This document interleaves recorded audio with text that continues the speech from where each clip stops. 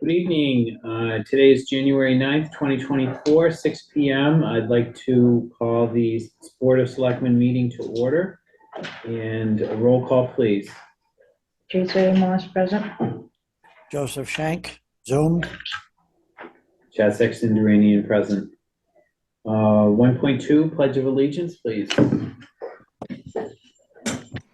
Pledge allegiance to the flag of the United States of America, to the republic for which it stands, one nation, under God, indivisible, with liberty and justice for all. Thank you. And I would like to thank all of our service people, both past and present. I'd also like to recognize that today is National Law Enforcement Appreciation Day for 2024, and we appreciate all law enforcement agencies. Thank you for the Townsend Police to do what they do. 1.4, Chairman's and additions and deletions. 1.3. The meeting is going to be recorded and uploaded to YouTube. We are live on Channel 9. Chairman's additions and deletions. I don't have anything. Teresa? No, I do not have anything. Joe, do you have anything? No, I don't. I'm good. Okay. 1.5, the meeting minutes. I had looked over the meeting minutes, and if you both don't have any problems, I think we can do these all in one fell swoop. I didn't say anything major for us. I didn't say anything. Okay. Joe? Yeah, I'm all set. I wrote them, all three of them. They're good. Okay. So I'll entertain a motion to approve the meeting minutes for, let's see, December 20th, October 17th, and October 3rd, 2023. So moved. Second. Moved and seconded. Any discussion? All those in favor? Teresa Moss, yes. Joseph Shank, yes.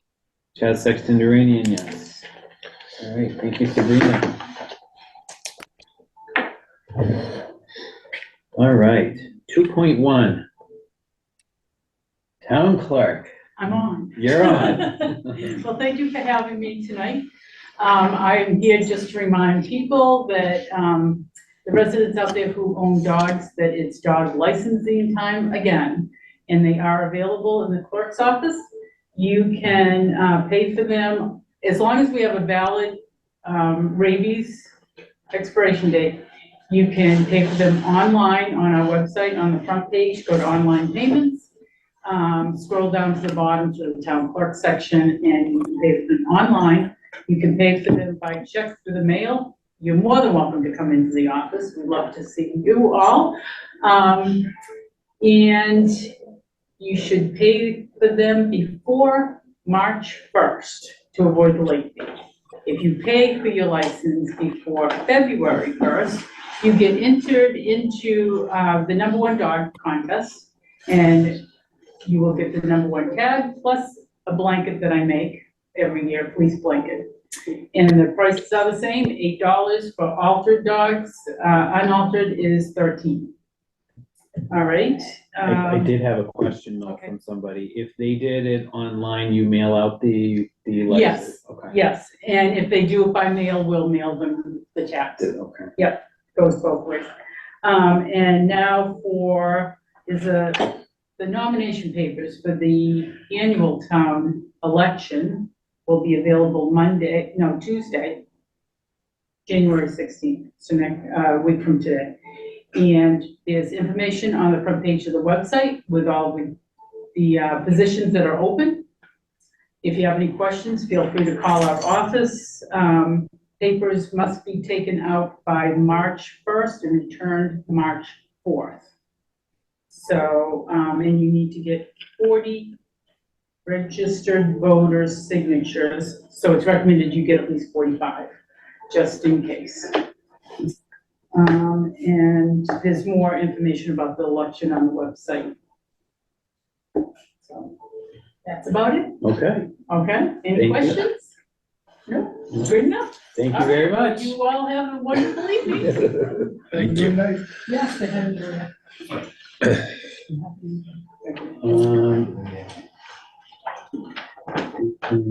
Could probably do 3.1. if you want. Yeah, why don't we do that? So, I'll entertain a motion. We're gonna jump down to 3.1, appointments of officials. And, I'd like to entertain a motion to reappoint Patriot RECC board members Gary Shepherd, Michael Grimley, James Sartell, effective 1/9/24 with a term to expire 12/31/24. So moved. Second. Moved and seconded. Any discussion on that? No. All those in favor? Tuesday, Morse, aye. Joe Shank, aye.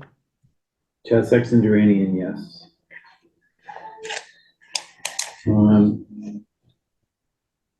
We can also, 3.2. entertain a motion to reappoint audit committee members Teresa A. Morse, Don Hayes, effective 1/9/2024 with a term to expire 12/31/2024. So moved. Second. Moved and seconded. Any discussion on that? I just wanted to bring up something real quick on the audit. We do have a date. The Roselli is coming in the week of, I believe it's February 5th. The week of February 5th, they will be here to do the Of audit. the week? Yeah, To so do the that's, audit? that'll be here the week that they're here. So that doesn't require the Board of Selectmen to obviously be present or do anything, but I just wanted to let you know that that audit is underway. I mean, the scheduling of the audit and the process is underway. Okay. All right. All those in favor? Tuesday, Morse, yes. Joe Shank, yes. Chad Sexton Duranian, yes. Okay, so we can be a little early here, but, 2.2 with a joint meeting with Cemetery and Parks Commission. So why don't you go ahead and open your, Yep, all right, thank you, Mr. Chairman. Move the Cemetery and Park Commission meeting, special meeting for, what is it, January 9th, be open. All in favor? Aye. Aye. roll call? We have to do a roll call too. All On the right, record. those present, Brian Sanford. all right, John Barrett. Okay. So the reason why we're here tonight, is to fill some very big shoes, but I think we have a very, I don't know how you put it, Joan, you've done a lot for the town, and I was very happy to see your name here. Between the two boards, I know that for the Board of Selectmen, I'll entertain a motion, to, appoint Joan Wadkowitz, to the Cemetery and Parks Commission effective 1/9/24 with a term to expire 4/22/24. So moved. Second. Moved and seconded. All those in favor? I think the vote needs to be of everybody. Yeah, it should be a Everybody? vote of the Yeah. combined Okay. boards. Of the five, yeah. Okay, So, so, yeah, well, if I might, just, the motion's been made, I just wanna extol Joan's virtues also. You know, we were very gratified that she was willing to jump into the breach. And, she's done a lot for the town, as you mentioned, Chaz. So, I guess without further ado. okay. I do want to add though, on that, we did have a volunteer form filled out, and it was a vote of your commission as well. Right. So this is just to make sure that everybody knows that we did go through the formal process. Following the charter, right? We had thought that it was just a recommendation of us to the selectmen, and the selectmen appoint, but the charter does say that it's a combined meeting of the two boards to fill a vacancy. So yes, that's true. We do highly endorse Joan for this. So all those in favor? Aye. Aye. Aye. Aye. Joe, you have to say your name because you're. Oh, Joseph Shank. Aye. Aye for me as well, so it's unanimous.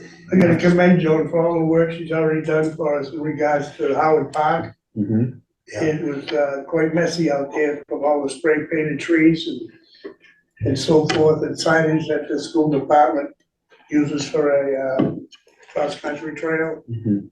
And year after year, they would paint the trees different colors and different, and it started to look like graffiti town.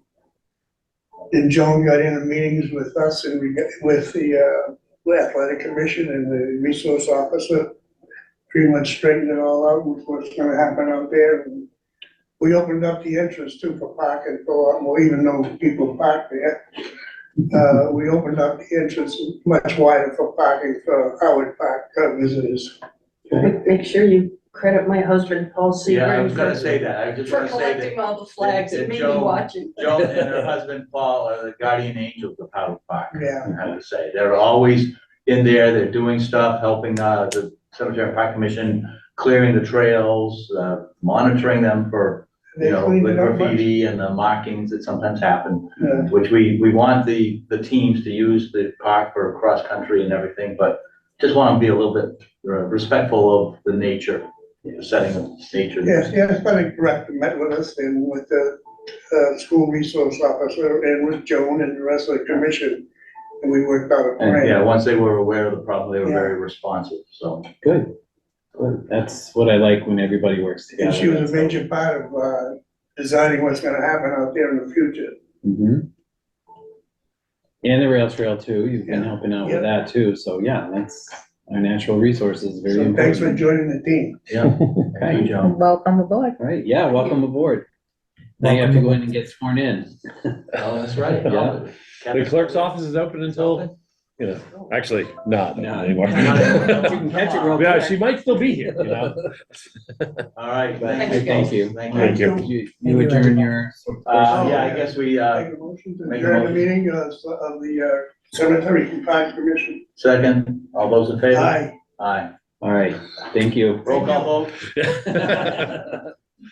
Thanks, guys. Congratulations. Thank you, everyone.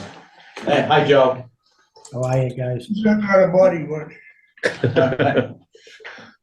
All right, so, Thank you, gentlemen. And- thank you. Have a good night, everyone. We'll jump down to 4.1. This is to do a final approval for the flag policy. This is the second reading. The Town of Townsend flag policy. The purpose, this policy provides guidelines for the town's flying or presenting in town on Town of Townsend owned properties, the flag of the United States of America, the Commonwealth of Massachusetts, as well as any other flags deemed appropriate by the town for parades, holidays, and other events and celebrations. The choice by the town of which flag to raise on town-owned properties is hereby declared to be government speech, commencing a message to the public to which the strictures of the First Amendment do not apply. Is that strictures? The town presently does not, nor does it intend to designate the flying of flags in town-owned properties as a public forum by permitting a non-governmental party to raise a particular flag.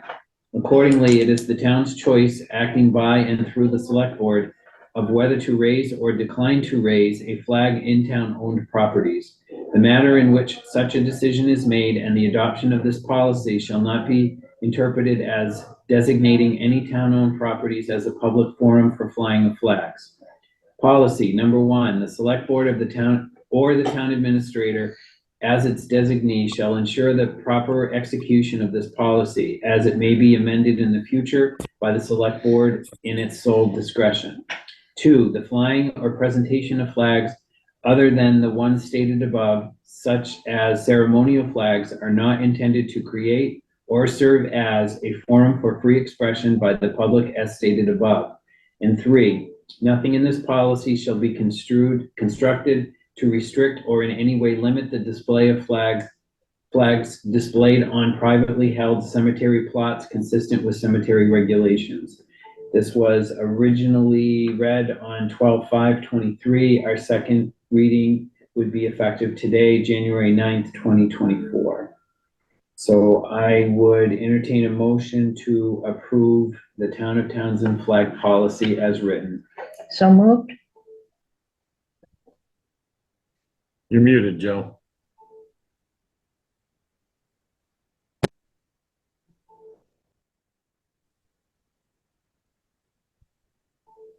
Am I there?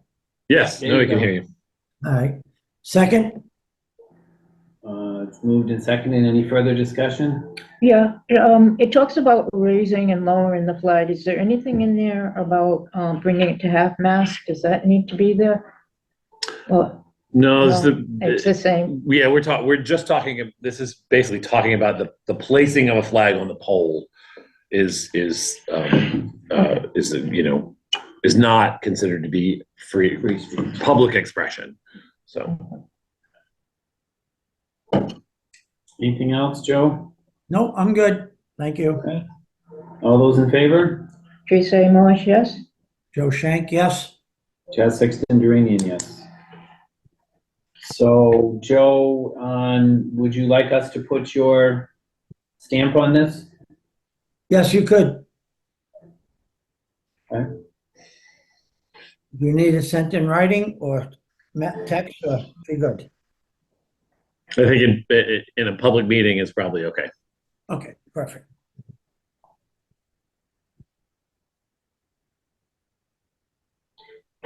Um, Thank you.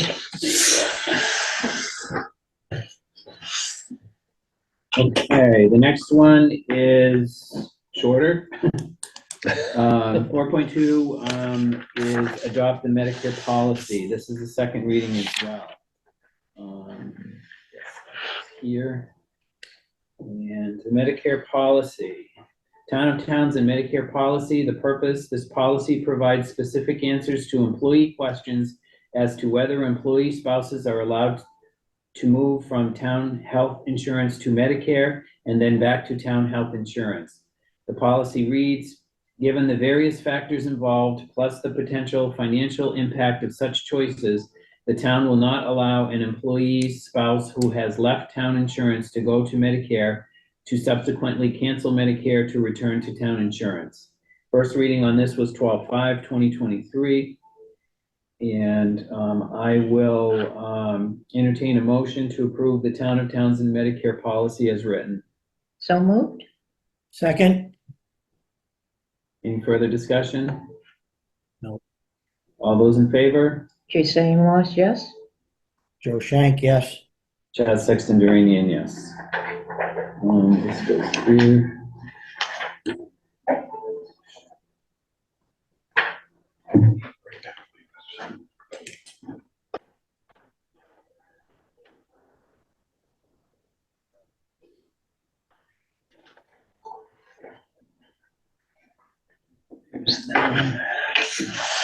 Again, Joe, it's okay to use your stamp on that? Yes, you may. All right.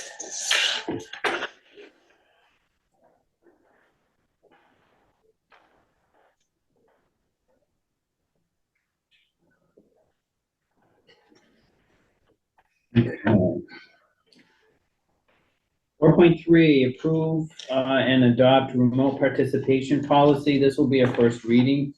We did place this in the SharePoint. Did you guys read that? I could not find it in the SharePoint. What folder is it in? It would have been in the one 4.3, yeah. 4.3, I think. It should be. I missed it. Okay, I'll try again. Do you want to get a hard copy? No, I should be able to get to it. I'm in there, so.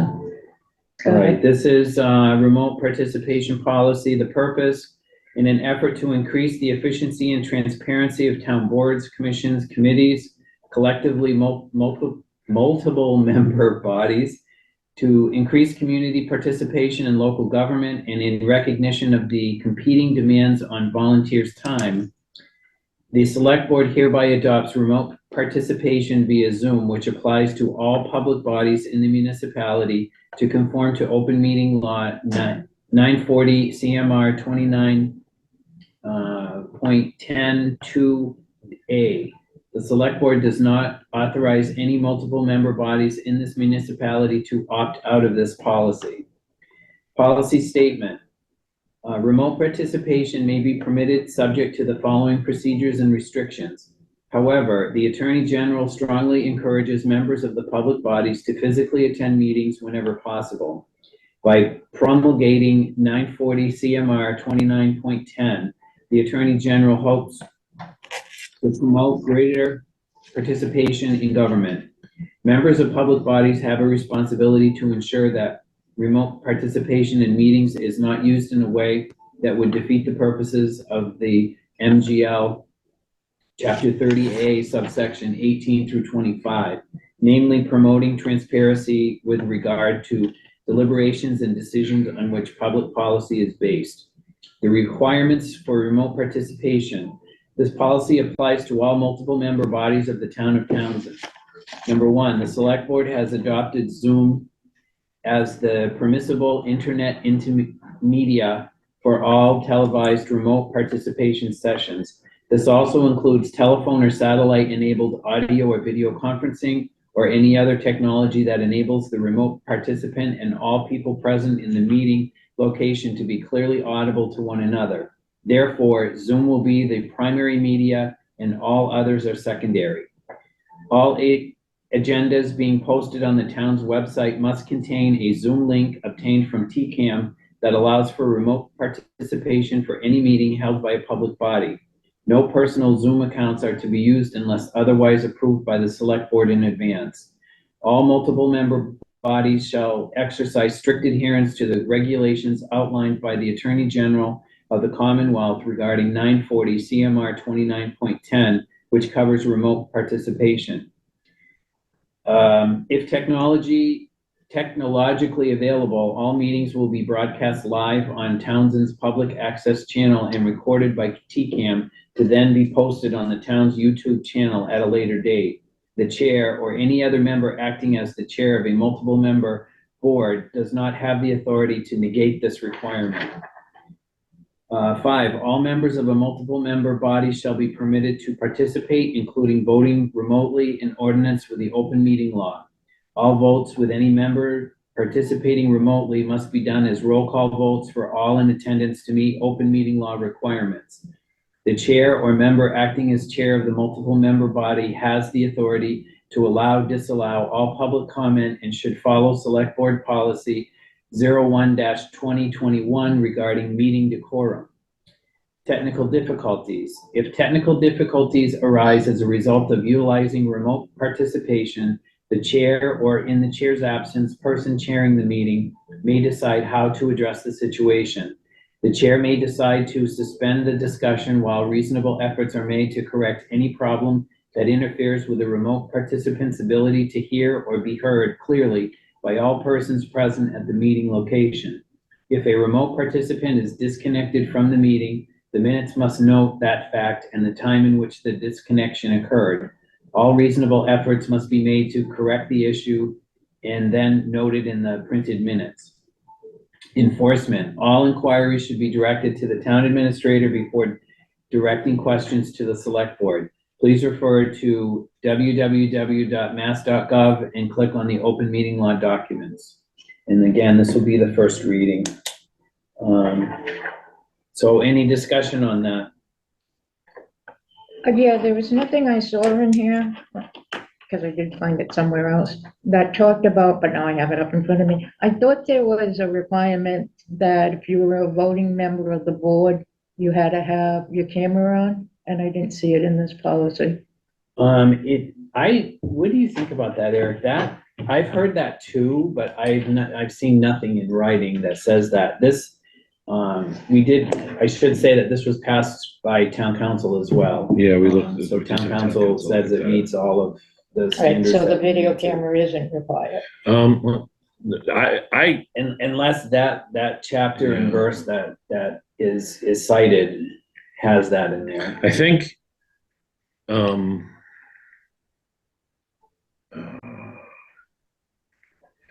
just looking it up right now, but I believe that I thought that I was of the same opinion as you, that, Because we had a meeting the other day and the chair lost his video, but he had perfectly clear audio. And I thought, just let it go, but I didn't know. Well,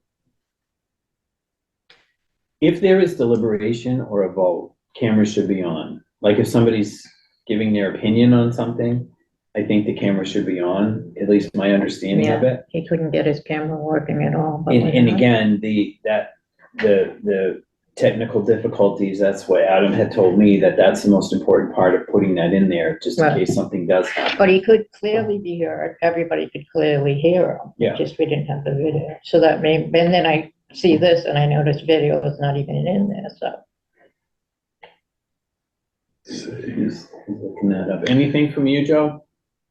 No, I think, I read it through and you just reiterated everything. I think it's a good policy that needs to be put in effect and everybody needs to abide by it. The main reason for this, that, there has to be some sort of, or there should be, I shouldn't say there has to be, it's just much better if we're all following the same policy and procedure. So I don't think we need to put it in the policy, but it is a requirement. It, under the CMRs, it does say, when video technology is in use, the remote participant shall be clearly visible to all persons present in the meeting location. I think it should be in the policy then.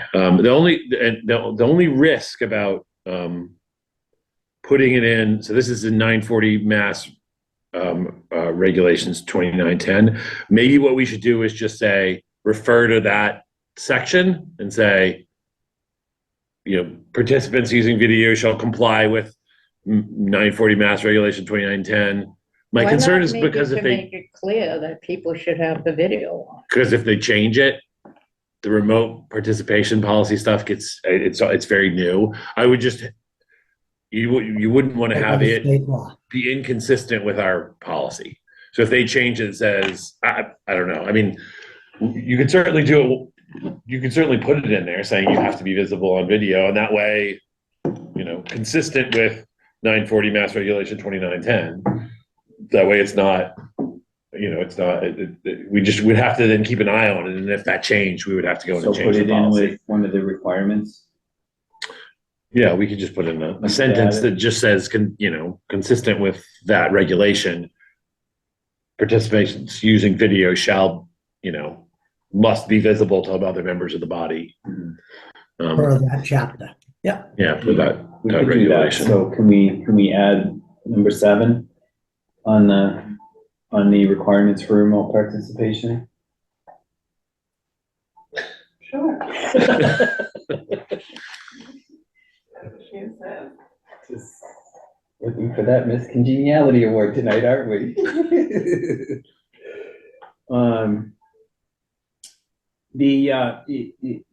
To get back to what I was saying earlier is that having everybody following the same policy and procedure, there's 2 reasons for it too. The transparency is really important because the more meetings that we have had recorded and put up kind of lessens the public record request that we get. Public records request is now on video, so it alleviates a lot of some of the difficulties that we may run into looking for minutes or getting minutes or whatever. That's number 1. Number 2 is, I think for, just as best practices of the town, all boards should be following the same policy and procedure. Everybody should be, it's part of our agreement with Comcast for our public access is that, we need the government meetings being posted. There's a lot of stuff that I think going forward that if we're all on the same page, there'll be less problems involved in it. So if you guys are comfortable with it, we can put this on the next agenda for the second reading. And we can go from there. You okay? Joe, I'm you good. okay with that? Yeah, I'm good with it. All right, that sounds good. Thank you very much. So we'll put that on for the 23rd for the second reading. Yep, please. 4.4, discuss incident response team. Did you want to start off with that, Eric? Sure. This is something that we've discussed. Both Chaz and I have discussed it with our IT provider, Guardian. And I've had discussions with both the fire chief and the police chief, as well as the other department heads, about the need for the town to put together an incident response team, and have an incident response plan in the event of some sort of significant issue that goes on in the town, whether that be, the loss of one or more town buildings for a particular reason, any sort of catastrophe, fire, flood, anything that might disrupt town operations, a cyber attack. Unfortunately, in this day and age, there's a lot of things that are out there in the ether that could disrupt town operations.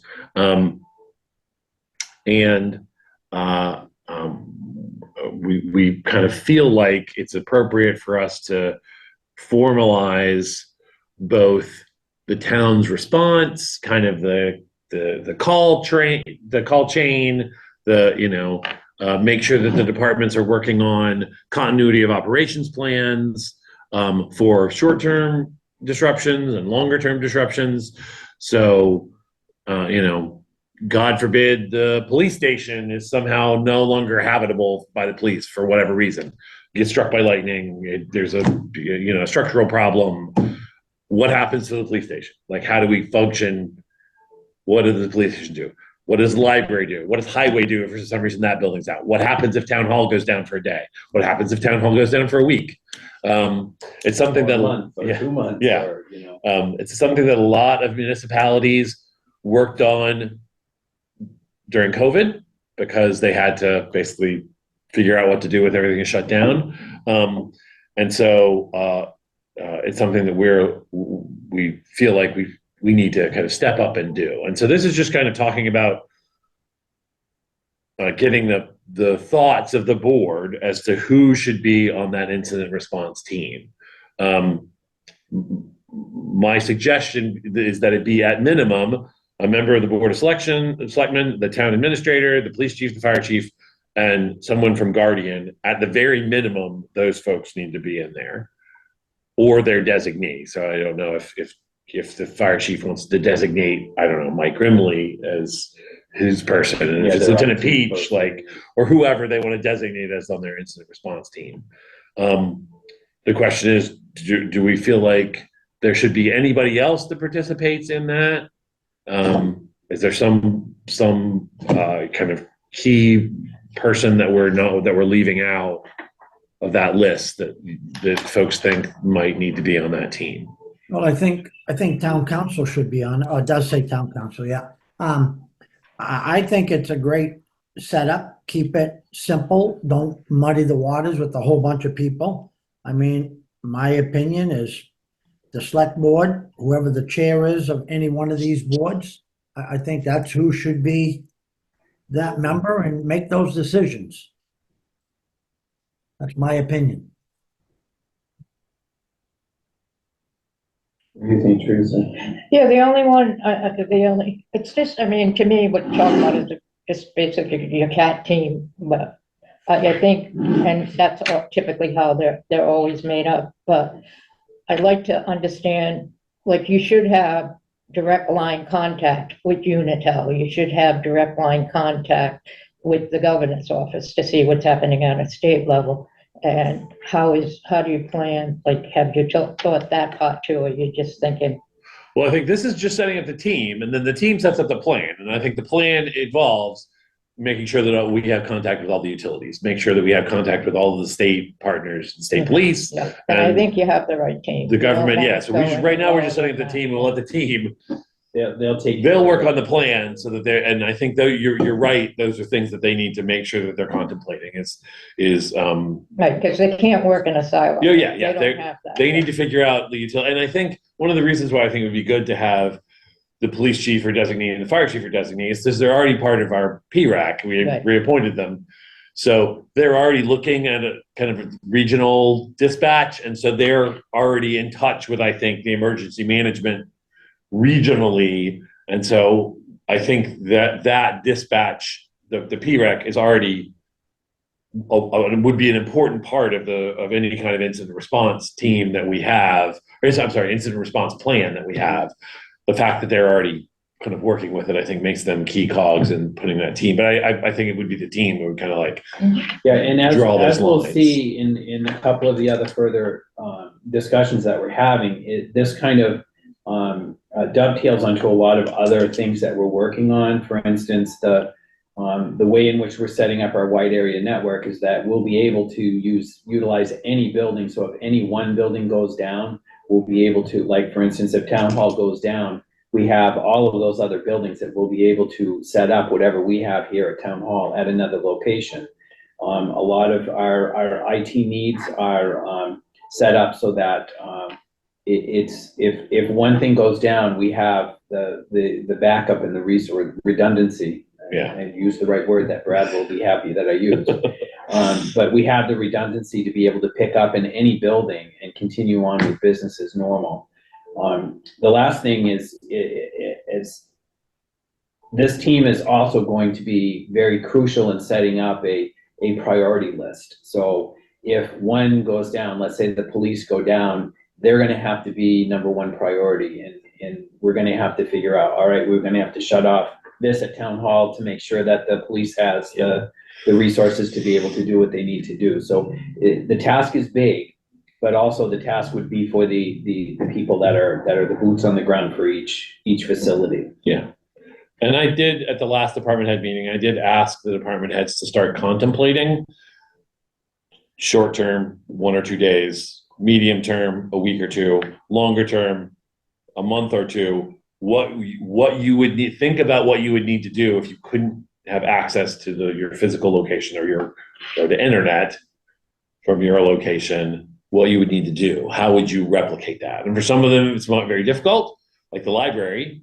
It's very difficult if their physical location, like if their internet goes down, I think they just say, oh, well, and they keep on doing whatever they do. If their physical location goes down, they basically can't do anything because how could, we're not going to transport all of the books to a different location to do, kind of like library services. So different departments have different answers to those questions, but they're already working on them. And they'll, ideally what we'll do is we'll have them bring those kind of things to the incident response team to be a part of the incident response plan as their continuity of operations plan. Currently, this is a kind of an aside, but do we have like malware training where we send out like Like any tests, what?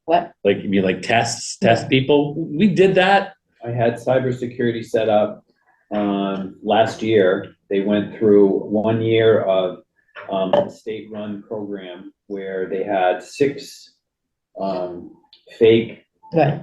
emails sent to the entire, anybody that has a townsendma.gov email address. We scored 83, 84, something like that on it for the year, which I thought was pretty good. We have that spam, we're supposed to send them, where everybody knows that, we advertise that enough. Yep, and then we would be due next year to get into the cybersecurity cycle again if we wanted to do that, and it would be through the state, and I forget how much it's gonna be. It's a relatively smaller cost, maybe $5,000, but that would be the same as what we did before, but like a refresher for it. I do want to throw in there that within the week, there was a smaller town, I think in Pennsylvania, the water department was hacked into, and their Vadar system was hacked into. It wasn't Vadar, but it was one like that, and there was major disruptions with their water. With our having a new treatment plant coming in line, we need to be able to make sure that we have. There was a ransomware one somewhere too. Yes, well, we've already run into that. Yeah, that's happened so many times in so many different municipalities across the state. Yeah, so this is the plan is going to be on paper. So once something happens, each building has their football of information, and it'll all be prioritized so that everybody follows the same rule book. So Right. I think that is, and Guardian has agreed to help us put that all together. Yeah. To be able to do that. So what I'm hearing I is, are we agreed that a select board member would be one of the people on the team? Correct.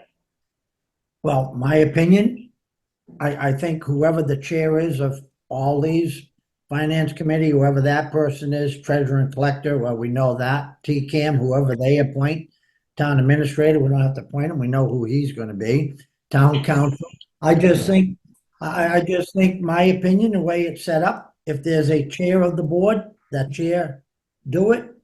And as far as the fire department, police department, or a designated member. And I think that's a good group of people right there, and I think put that team together and let them start working and address some of the concerns that Teresa had, put everything in writing so we all know what we're doing, but I think we should move forward on that. Okay. So I put those I just put as possible, so whatever you guys think, then we can have the, Eric talk to those individuals and then they can figure out how to set up their next meeting. Cause I know that Guardian is definitely on there, which I didn't put it on this list, that's just assumed that Guardian would be kind of, back leading or armchair quarterbacking this. Cause they're basically there to do what we want to do, but they'll point us in the right direction. Well, if you look at So, the makeup of what you have, Chaz, I mean, select board member, which is really important. Finance committee, if something really goes wrong, you'd want someone there to know the finance part of it, the treasurer and collector. TCAM, so somebody there if we have to, put something up live. Town administrator, he's a very important role. Town council, which is important. The police and fire chief, and the town clerk with all the documents and paperwork. I think it's a perfect made-up group of people. I move that I make a motion that we move forward with the makeup that's presented. Second, okay, motion made and seconded. Any further discussion on that? Nope. Alrighty, all those in favor? Tuesday Morse, aye. Joseph Shank, yes. Chad Sexton Duranian, yes. Good, so we can, let Brad know that we have, set up a team and we're gonna send out to see if they can get together, and get moving on that. Good, I'm happy to see that. So you're Especially okay after, with, Chaz, you're okay with the chair, so you would, as the chair seated now, you would be part of that member, correct? I'm so knee deep in the IT, yeah. Well, it's chair or designate, Or so designate. you could designate. Yeah. Designate. All right, good. So 4.5, discuss upcoming Guardian projects. I just wanted to, be able to touch upon all the things that Eric and I have been working on so that we're all aware of the scope of what we're doing. I also want you to keep in mind that, a lot of the IT processes that have been, at town hall are severely antiquated. There's major work that needs to be done, and Eric and I have really been careful on how we have A, spent money, but B, we have to plan for the future. And with the way things are going right now, we really need to beef up what we have. We've done some major work to the servers here. We've done some major work to firewalls. We've done some major work to the way information is routed throughout town hall. New phone system. New phone system. We're really trying to make sure that going forward, we're ahead of the curve, number one, but number two, we are protected, especially with a lot of things that we're doing with Guardian. The first thing I want to talk about is the TCAM move to the meeting room, downstairs, meeting room 1. As part of our, I don't know, monthly, weekly discussions that we have, the goal is to be able to get TCAM out of the selectman's office, or Sabrina and Callie's office, and get them downstairs so that they can start doing things remotely. I've been working with TCAM, more importantly with Dave, in regards to a lot of what we've been doing. And it looks like we are at a point where we're going to be starting to do these things to get TCAM downstairs. I know that those in the selectman's office over here really need the space, number one. But number two is there's going to be a lot of changes that they're doing, and they need to have the privacy in there as well, because we have HR in there. So we have, Eric and I have talked about having a cabling company come in, and we're working with Guardian to be able to have them get the cabling set up. That's going to happen relatively quickly. I've asked Dave from TCAM if we had any, do you want to add anything in regards to that, Dave, as far as the move? Nope, so far so good. Everything that we've talked about in the recent past is on your plate. You're moving forward with it. We're working behind the scenes with our equipment, and hopefully if we get the planning all done correctly between us and the town, we should be able to just unplug the stuff upstairs, move the equipment downstairs, plug it back in, and we're up and running in a matter of a couple of hours.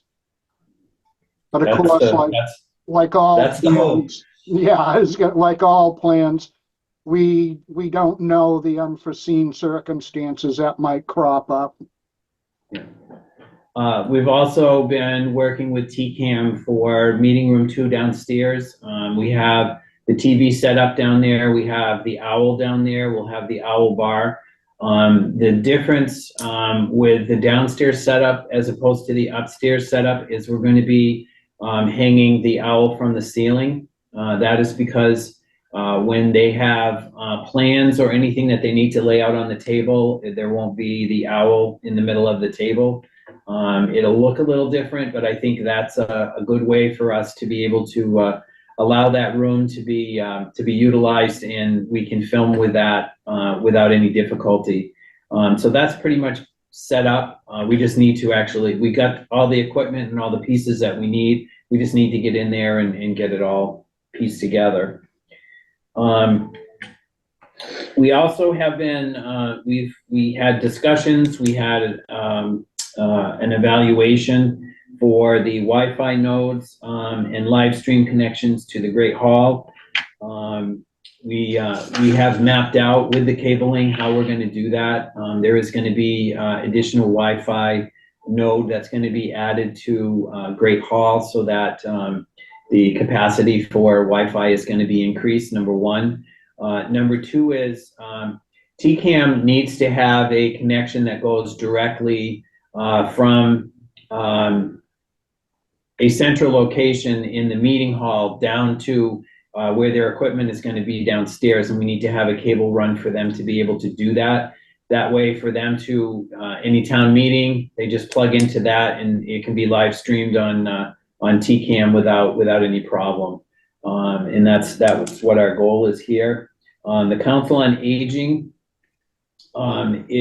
there's many new upgrades that we have to do over there. There's switches, there's a lot of things that we have to do. And that's going to take a lot of resources involved in which it will involve money. So we're working on that to try to do the most amount of work with the least amount of money, which is kind of what we've been working with for the past 2 years anyway. Recreation also is the same way. We're in the process of increasing their Wi-Fi capabilities over there as well. There's a lot of other work that we may need to do and equipment we may need to add there. So we're in the evaluation process with that. I included in your packets the technology roadmap and financial planner to give you guys just a basic idea of what we looked at or what we have been looking at. These are not real numbers. These are just what we've been looking at to give you an idea of how forward we're thinking of especially equipment. This was a 5-year plan started in fiscal year 22 and it goes to fiscal year 26. trying to keep it as low as we possibly can, but we also have equipment that we have to replace. And I will add that there is some equipment that we have right now that is still being utilized, that's 2015. Vintage. Yes. Technology-wise, it's pretty archaic, but it's still running. Yeah. So, that's kind of our goal with that. There's, Joe, if you could, I have 2 cabinets here. I will be having the cabinet, that the Castus system is in this room available. And there's a smaller, data cabinet that's in the selectman's office. The smaller one, I'm thinking, the fire department can use. And the Castus here, I think the police department can use, but it's completely up to them. When we get to the Wi-Fi, would you be able to, in your next meeting, let them know? Those are, TCAM is using those right now for their equipment, but they have their own, they're gonna have their own equipment downstairs. So those cabinets are gonna be free in their town property. So if they can use them, I'm thinking that would be a good use of resources for them. All right, awesome. I'll bring that up on my next meeting. Okay.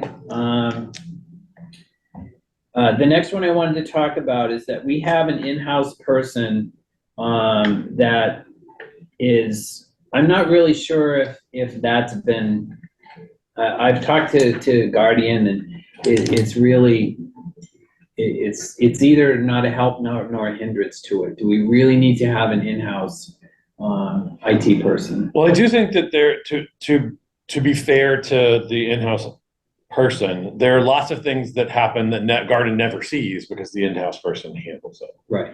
So it's I think as you and I have discussed, we just need to make sure that that's the first line of defense, you know, for everything. Because I think some things go to Guardian that probably should hit the in-house IT person first. Okay. But there are regularly things that Anthony deals with that never, and just deals with. So it never gets to Guardian. So there's never a ticket issued. So it's and maybe, you know, one of the things that I think we need to do is have Anthony track those things that he handles that don't go to Guardian. Okay. So that there's a record of what that stipend position is handling. Okay. Because right now it's kind of invisible, right? And you know, because if it never generates a ticket, we don't really know that it happened. Right. And so I think we just need to do. Do we need to have a policy on that, or? I don't think we need to have a policy. I think we just need to instruct Anthony just to start tracking him and do a regular report. Like we have the departments do reports.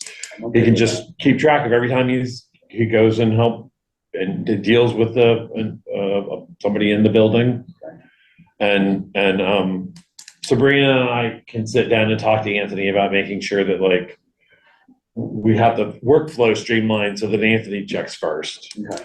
And so that things don't get the Guardian that he could work on. But I think it's more, I really do think it's more of he just needs to track it so that when there's a question about what Anthony does, he's got it. These are all the things I handled and they never got to Guardian. So that's why he didn't know about them. Yeah.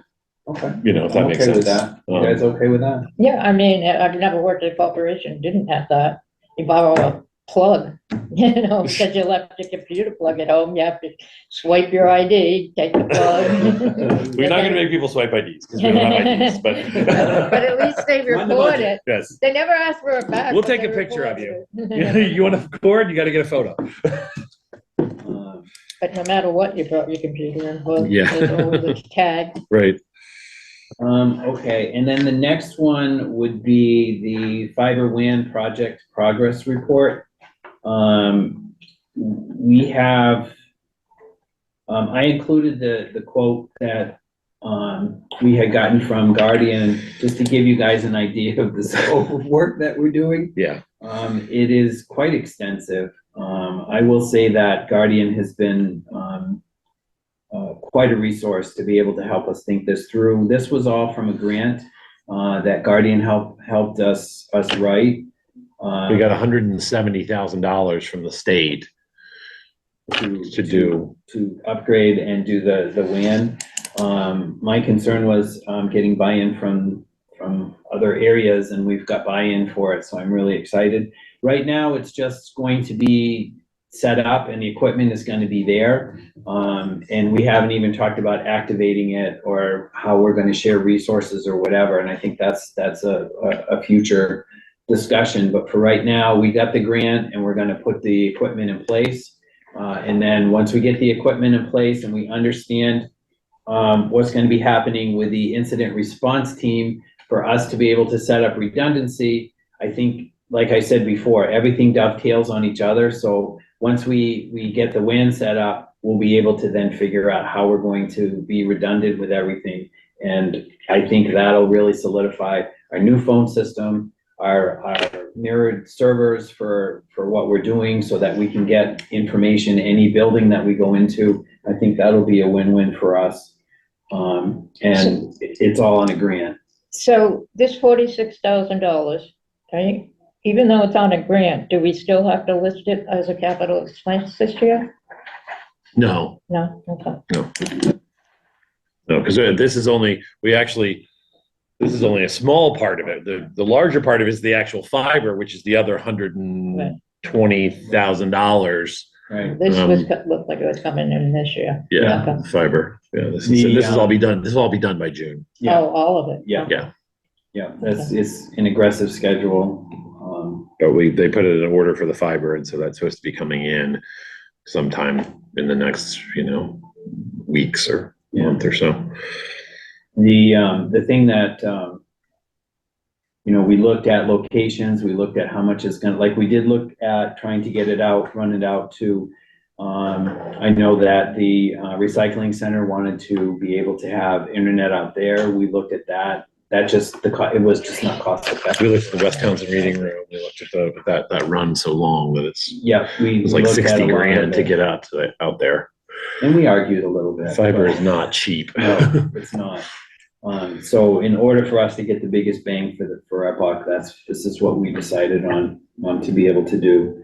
So I think that, with all that we have going on, I just wanted to make everyone aware of the work that Eric and I have been doing on this, and understand that a lot of it has been in meetings that we've had, but just please understand that the transparency is we're getting it done. It's a lot to take in, and it's pretty technology savvy, so it's really. There was a lot of work to do. Yeah, and it's boring when you hear it, it's just like, what are you talking about, but it's getting done, and I'm really happy about that. So any questions on any of that IT stuff? No, just want to thank you, Chaz and Eric, that's a lot of work, like you said, Chaz, behind the scenes to take on as your regular job. So thank you. Appreciate all your hard work. Thank you, Joe. Teresa, anything? Yep, okay. Okay. 4.6, discuss town administrator review process. All right. So as we had discussed when we had, I think this all started when we first had the town administrators screening committee,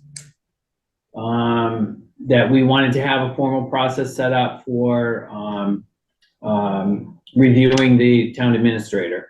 So we set a policy to have it done. I think it's all, does it have it in your contract, or? It talks about the review process in my Yeah. contract, I So- believe, yes. So we did. I put in what had been approved by the Board of Selectmen as the instrument to be used for the performance evaluation of the town administrator. And then I see these two other ones that are in there. What is that all about? There's a Town of Townsend performance appraisal. And then there was a Town of Townsend self-evaluation performance appraisal. Yeah, those are the ones that I think you guys voted on last year, to have each member of the board do the first one, and then the second one was for me to do, the self-evaluation. This one? No, that first one was, This one, yes. no, of the two documents. The Yeah. first one was for each member of the Board of Selectmen would do that separately and provide it back to the chair. I don't remember this. I don't remember this one.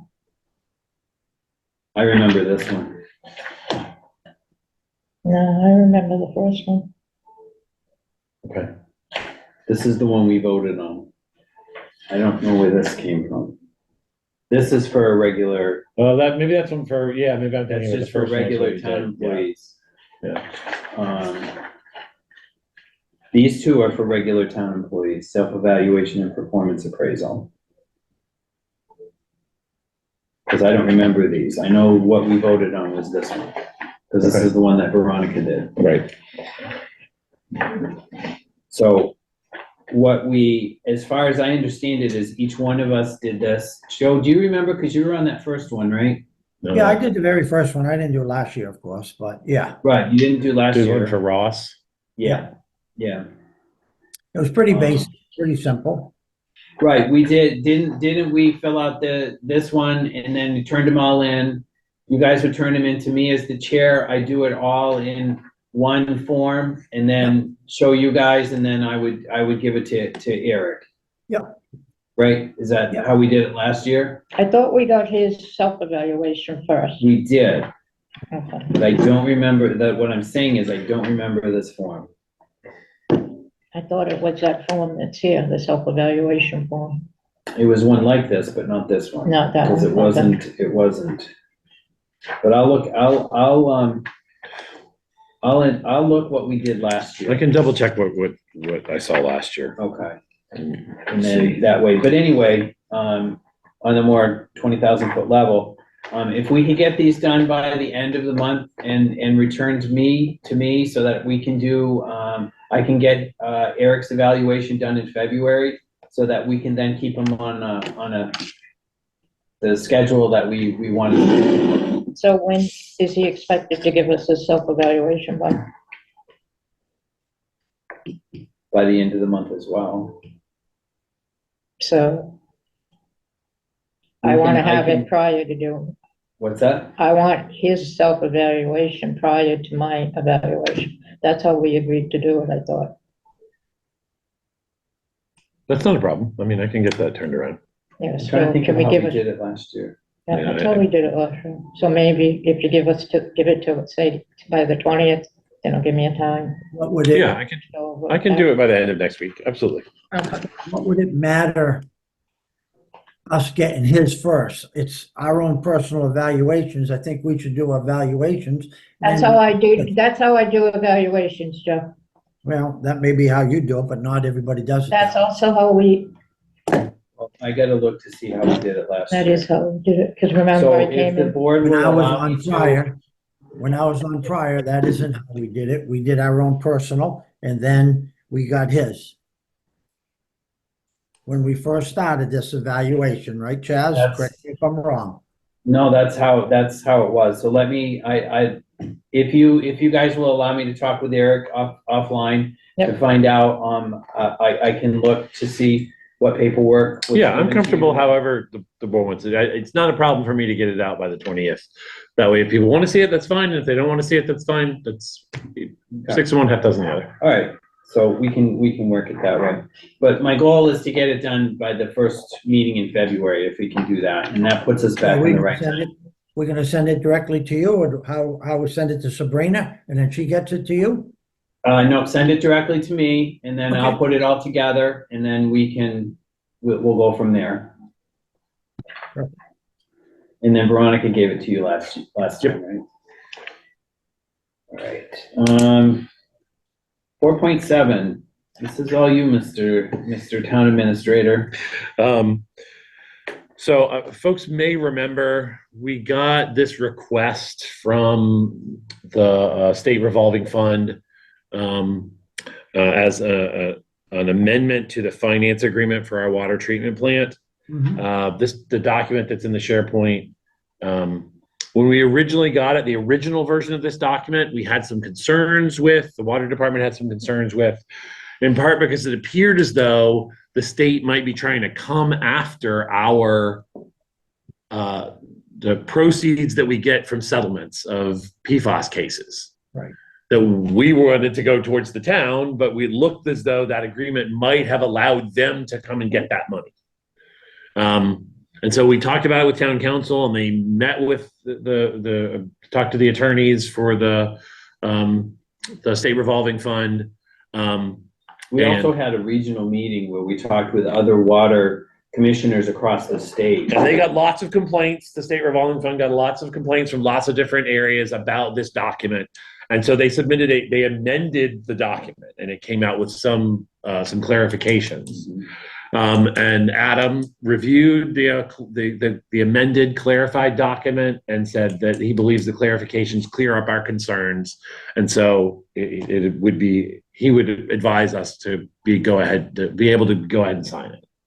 And so I would concur with it. I looked at the document and Adam's comments, and I think he's right. I think that the clarifications indicate that they're only going to go after that money if the town fails to go after that money. So if a town is not pursuing settlement money, the state's going to reserve the right to be able to go and do it for them. Right. But towns like us that are pursuing that settlement money, that clause wouldn't apply to. And so, in my opinion, that means it's okay for us to sign it. We're very aggressively pursuing that money, so it wouldn't impact us. So I personally would like to thank the Board of Water Commissioners and the water superintendent to be on top of this, to be able to, the regional meeting that I went to with the chair of the water commissioners, it was very eye-opening. And I think that the state kind of saw what we were talking about. They heard the people. Yeah. So do I need to read this letter that we're gonna be voting on? I don't think so. I think you can just say it's in Just this. to say, okay. Yeah. So I guess I'll entertain a motion to approve the Town of Townsend's amended DPU municipal aggregation plan and to authorize the plan to be submitted to the Department of Public Utilities passed. No, that's not the, Oops, that's not the plan. that's not it. No, It's this the is- amendment to the financing The agreement, amendments to the right? finance. That's our DPU plan for the aggregation. Do we have the? Do you want me to make the motion? Yes, please. I make a motion that we approve the amendment to the financing agreement dated December 11th, 2023, financing number DWP 22-26, dated June 7th, 2023. Second.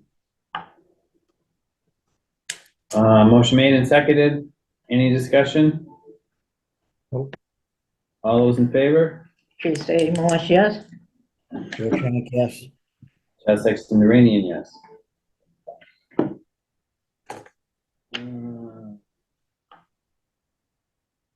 What is that one? Yeah, this is the municipal aggregation plan. Wow. Okay, so that's, Strike that then. yeah, we'll strike that. Okay, 4.8. Motion to strike. Right. Granted. 4.8, this is funding disbursement for TCAM. Eric, you wanna touch upon this? Yeah, so as folks who attended the last special town meeting may remember, or as everybody reviewed the warrant, there was a vote on the last special town meeting to appropriate funds from our Comcast disbursement to TCAM's account, the public access account here at in town. And then this particular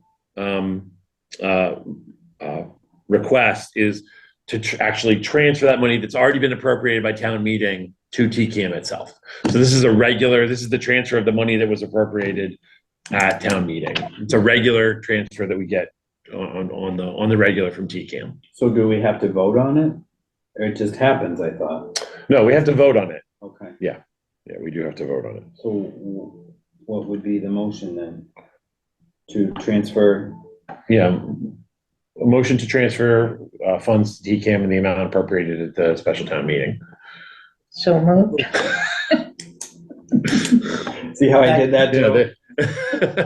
Second. Any discussion on that? Nope. What was the amount? I don't have it with me. I don't have it It's- either. Dave, do you remember the amount? It was like 43, 46? 46, 378 or something in that ballpark. Yeah, something in that No ballpark. I more. can get, No, it's all right, as long as just a general idea. yeah, it's Thank you. generally in the mid 40s is what Thank you. what our quarterly share is. And if So- I can add one thing, Yeah, go ahead. this is separate from the annual thing that you'll see coming up at the next full annual town meeting. And actually, I believe this now catches us all up so that the town and TCAM are at the same point. This was for the last quarter of the previous fiscal year. Right. Yeah. The next time, But- I was gonna say, the next time you'll hear us asking for money will be at the annual town meeting for the full amount from Comcast into the PEG access account. And then a month or so later, we'll request 1/4's worth of that. And now we're on a regular basis like we should have been from 2 years ago. Yeah, so at the annual town meeting, we can only appropriate the first 3 quarters. Yeah. Because we haven't gotten the fourth quarter because we're still in the middle of it. Right. So we don't get that fourth quarter money until later, so that's why we have to appropriate it as a special. Okay. So, we'll get a request for the first 3 quarters put on the annual town meeting as well. So my question is there any way that we can have this happen automatically instead of having to vote on it each year? I can check. Okay. My first gut reaction for that, Eric, and of course you'll have to double check it, is Comcast does not give TCAM money directly. It Right. always has to go to the town. Because the contract for the town, for the services for TCAM is between Comcast and the town. So automatically Comcast couldn't just give the money to TCAM. It does Yeah, I think, go to you first. yeah, there's always gonna be the appropriation. That always has to happen at town meeting. The question is whether or not we can avoid you having to come in and ask every quarter, instead just send out the money every quarter automatically. Yes. But that would come directly from the town, once the town has the money from Comcast. Correct. So my question is, if we set, a question in town meeting that we automatically send the money, once Comcast sends us the money, that we just automatically send it to TCAM. With, whatever we need. Yeah, to, and however we need it to may do not even, we may not even need to do that at town meeting. We may just need to change the TCAM agreement. Yeah, So that's how it happens, is that when we get the quarterly in. So, but because it has to be appropriated and we don't know the number, it's hard to do. But if all you're asking is for the quarters from the previous year, you'll know what those numbers are. We could just send them regularly, the quarterly thing. So that I'll look into that and get an answer. anything else on that? Nope, just send us money. 4.9, discuss Matt's DOT clarification of fair share apportionment for fiscal year 24. Yeah, so I know that all the members of the select board got this notification from the state that because of something from the governor's office, there was a release of additional paving funds as part of what they're calling the fair share apportionment for FY24. That fair share apportionment for Townsend adds up to, I think it's about $244,000. I think it is. So considering that our normal Chapter 90 money is about $400,000, this is a significant additional allocation of funding to the town. So I've talked to Jimmy about it. He know of the original apportionment. He still has about $100,000 that he didn't spend on paving in the fall. So he's now got a significant portion that he's going to be able to do with paving in the spring. He is right now in snow fighting mode, so he hasn't planned out the paving plan for the spring yet, but he's going to work on that, and we'll bring it to the board once his paving plan is set for the roads that he's going to spend this extra money paving. So it should allow us to do you know, I mean, it's more than 50% increase over our regular chapter 90 fund. So that's a big deal for extra roads that you're gonna be able to pave this year. That's, And they did change the way that they calculated the apportionment in an effort to try and, like, it was based on municipal size beforehand. And now they changed it so it's more based on roads and road length. which is why we got what we got. Yeah, so we got a decent amount. I think, you know, that it's gonna be a big boon to the town. As everybody knows, the paving is a big The It's a big thing for new folks. formula is based on roads, population, and employment, and that means the number of people employed in Townsend? Is that what, okay, thank you. Yeah, it's not just there's not just a pure, it's intended to be a more nuanced evaluation of road usage in a Right, but places municipality. like Starlight and Deluxe. Deluxe, those would go into a number. Go into our not- number. Yep. Okay. So it's a good thing, and we'll have Jim come back with his spring plan for paving, as soon as he's done plowing and sanding and salting. But it'll be a great asset for the community. It'll be. Yeah, I agree. Yeah. I've already got people asking about it too, Joe, so. Yeah. And myself also, so to have that additional close to 250,000 is huge, and they'll be good, and Jimmy will do the right thing and pave the right roads. All right, All right, 4.10, discuss possible Memorial Hall policy. So I guess the reason why I put it in this way is that I wanted to discuss, we do have a current request in, but I wanted to get a feel for the board on how, we had a brief discussion last time, but this is any entity that's not a town entity to use the Memorial Hall. What are our thoughts on that? And I'll leave it open to for you guys. well, I guess my opinion would be, if people want to use the Great Hall, that's okay. It's what it's set up for, but that costs us, the town, money, because we have to make sure the rooms are set up, broken back down, make sure bathrooms are clean, make sure somebody's here. So my opinion would be, whoever wants to use it, let's set a flat fee that will cover the cost that we, as the town, so if somebody's having an event there that's making money or whatever, then we should be able to have a set fee that will at least cover our expenses for what we need to do. That's my opinion. Teresa? And that fee would be for everybody? Nonprofit, profit alike, town members, non-town members, it would be the same for everybody? If they're gonna use the room, yeah, and we gotta set it up and do it, yeah. I mean, set fee, and that's what they're gonna do. I don't think we can start picking and choosing who we're gonna say we have to charge, because then I think that would get into the mud, and I don't think we should do that. I think town hall should be able to be used, but there is a cost factor. If we have to have maintenance set it up, maintenance break it down, somebody has to clean these bathrooms after they're done. So in my opinion, I mean, I don't think we as the town should be paying for anybody holding an event in there that is costing us money to do it. What's the current policy? If somebody wants to use the hall, We don't really have one, that's why I wanted but to. we've allowed it, right? We've allowed nonprofit entities, non-governmental entities.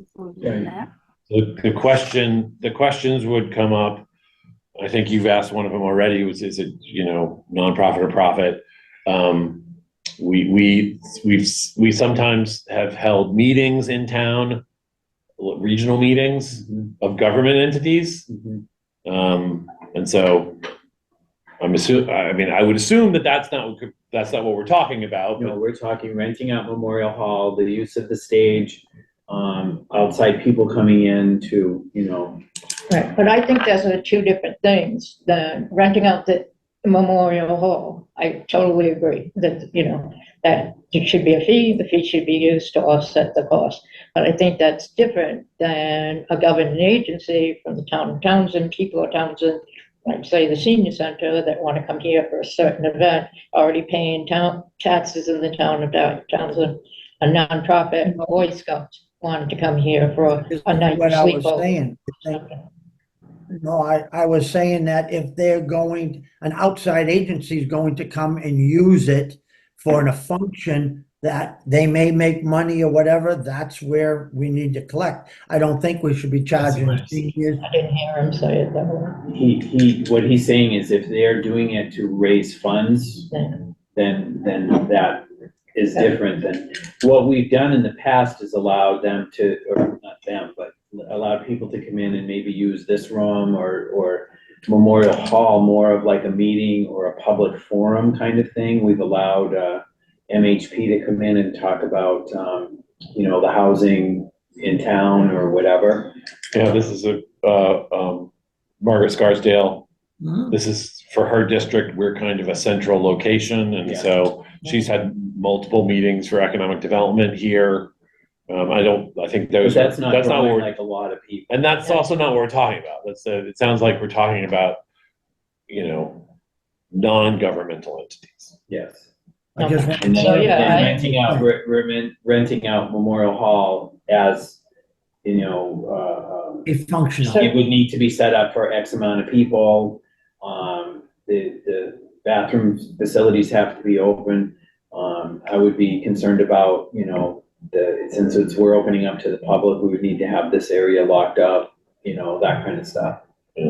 So I just think we need to make it clear that it's for, if used for non-governmental entities and even if you're a nonprofit, but you're using it to raise money, right?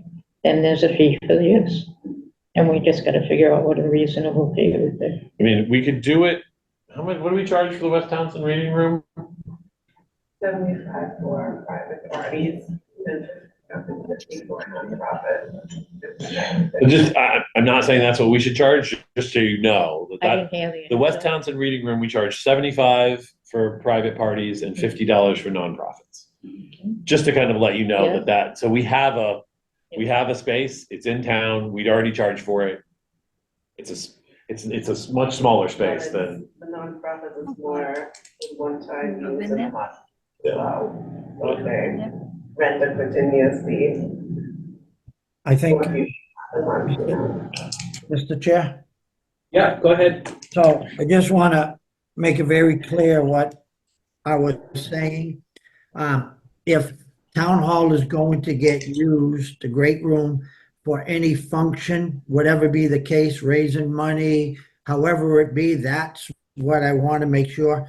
Nothing to do with any of the town identities that need to come in there. But I think what we first need to find out is how much is it going to cost us in a general area? I hear $50 and $75.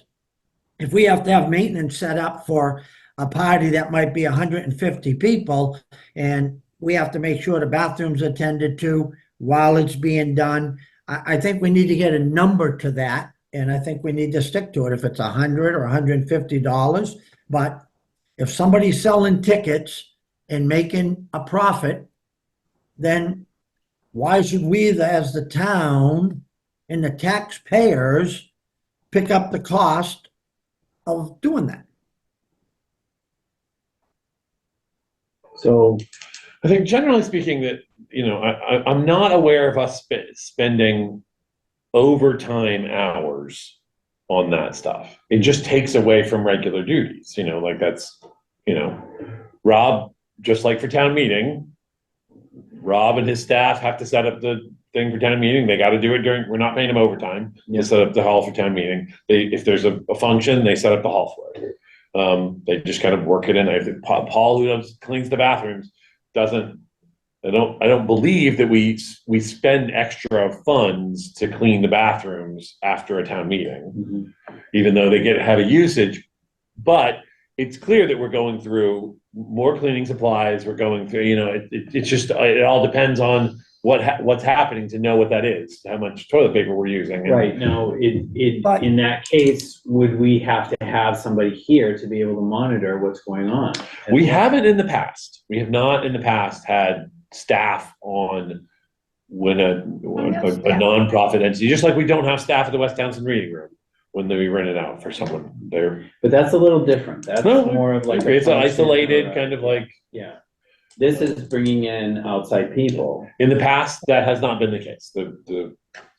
We unlock the doors and lock the doors and, you know, So I have a problem though, is, okay, if we're gonna set up town hall for a private function, we're gonna use town employees to do it, take away from the daily duties that they have to do.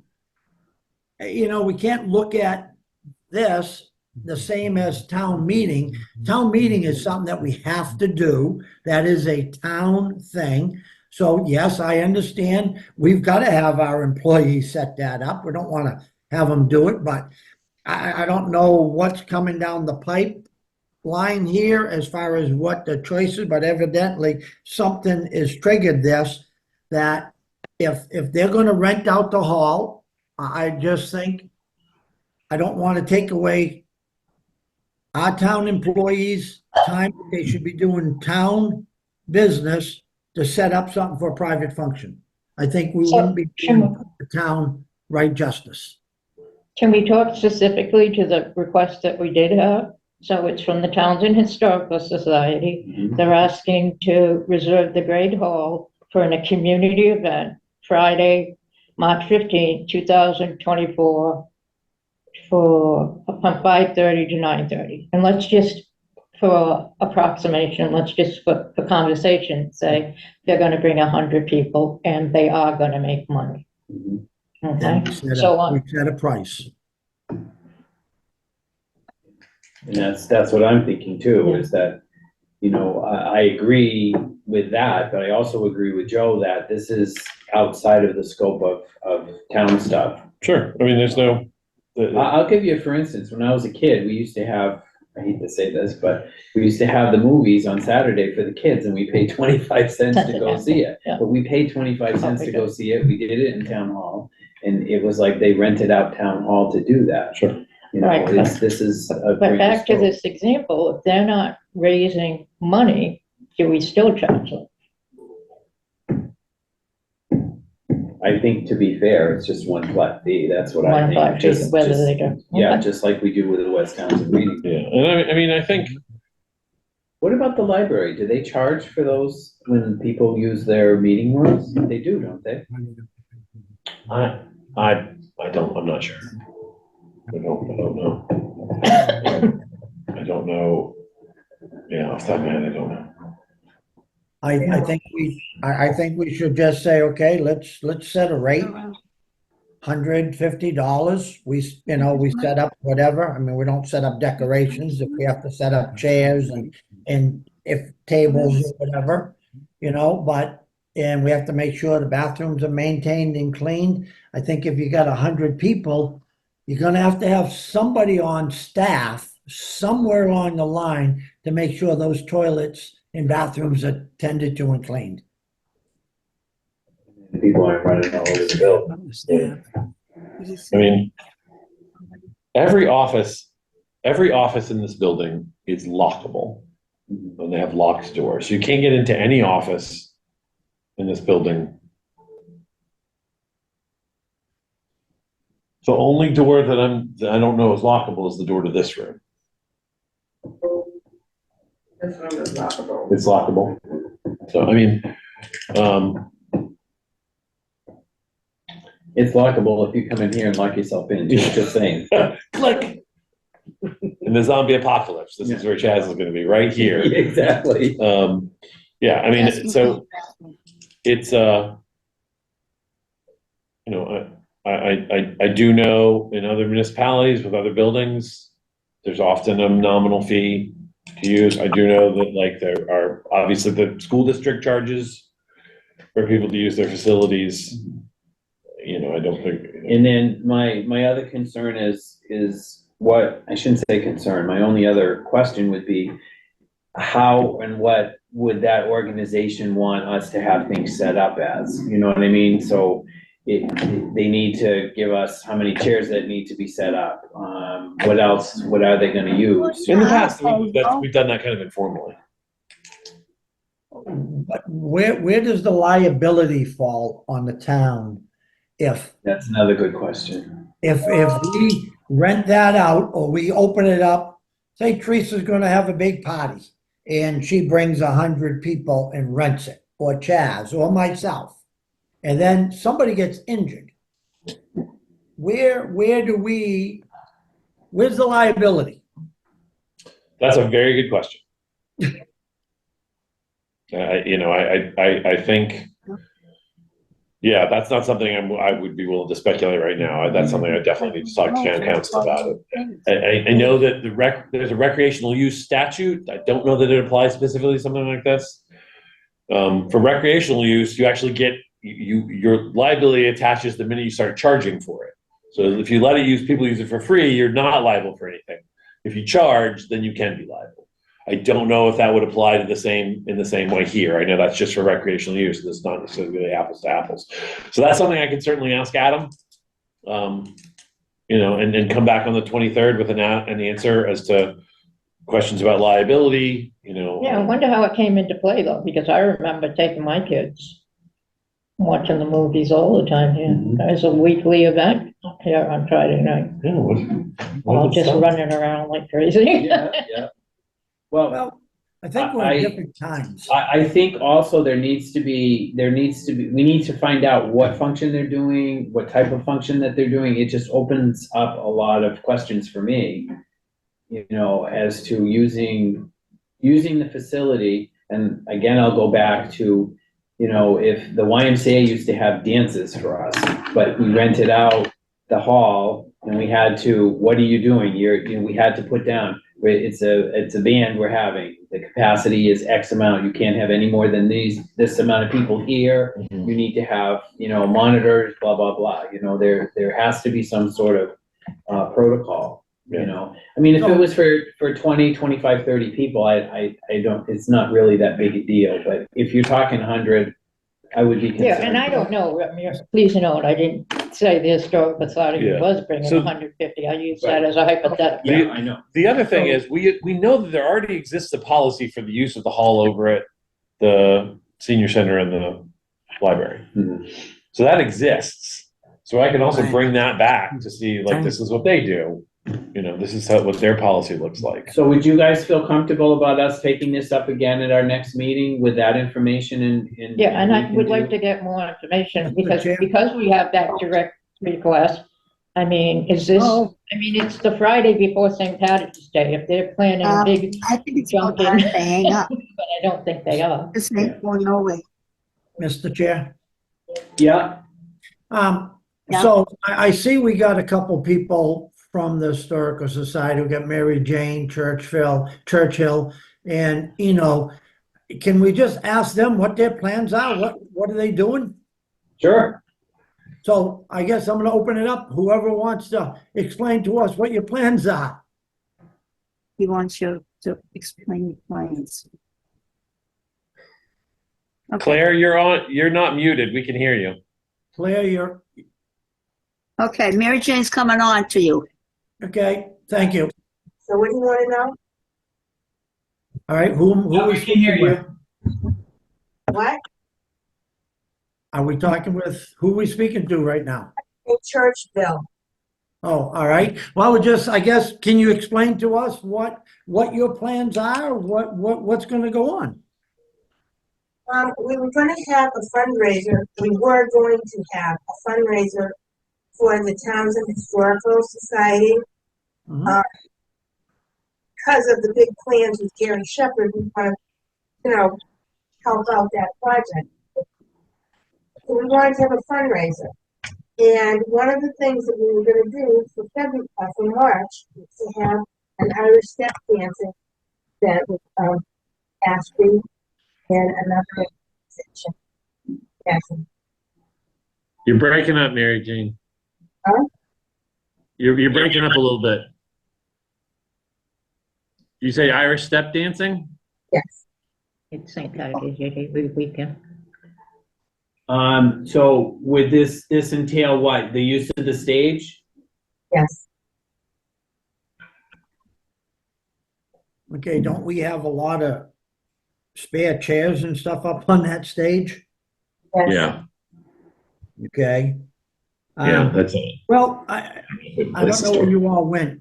I don't see anybody right now. I don't even see the owl. I don't know. I got a black screen. But, We're not talking, so once we start talking, oh, you can see us okay, there again, you Joe. come. So my opinion, Eric, I mean, I understand what they like to do, and I want to be very supportive of what we need to do for the community and the people, but I think we need to have you look at some of the other policies in the other buildings and come back on the 23rd and let's make a decision for them. Okay, so, Claire and, Mary Jane, would you guys feel comfortable coming back to us on the 23rd? And then we'll be able, once we have more information? How many Actually, people, so how many Yeah. people do you, how many people do you think, you guys are going to, possibly have for this? well, do we think? We don't know. I'd like to have at least 100. We don't know what the first time it's ever been done. We don't Yeah. know what the crowd it would be. And if we have to wait till the end of January, we're not going to have enough time to like. So, I mean, we're gonna- Yeah, I'm only getting every other word, but that's okay. So the plan would be, I'll get the policy from the location over at the senior center. It's dance, the Irish dancing, et cetera. Are you gonna have a buffet, et cetera? Is it gonna be food? Hey, no food, just the entertainment. No food. Okay, thank you. And if you wanted this to be set up, is there just a general, like, how many seats would you want to set this up for, just in general? Well, in the past, we've always set it up ourselves. How many, though, I'm asking Claire? Well, depends how many tickets we sell. But you hope to sell Yeah, we around don't have 100 any hot- tickets. Right, Claire? You said you hope to sell around 100 tickets? Yeah, hopefully. That would be nice. That would be nice, it would be. Yeah, All it'd right, be great for you. So let's go back to Eric, just bring some info to us and let's see what we can do to help them out, but I just want to make sure we make and do the right thing. Yeah, because if we're gonna decide on this, then it'll be precedent, and we need to make the right decision. Yep. Okay, we'll do. Okay. All right, thank you. All right. Thank you, Claire. Thank you, Mary Jane. Thank you, guys. Welcome.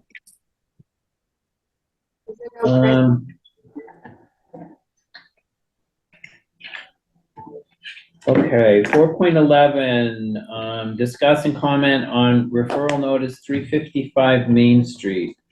The mandatory referrals, all three of these are, I only saw the referrals in the packet, and it wasn't until I got my folder today that I found out what they were. All three of these are accessory apartments.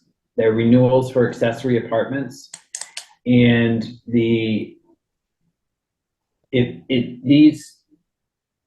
three raise questions for me, period, in regards to the process.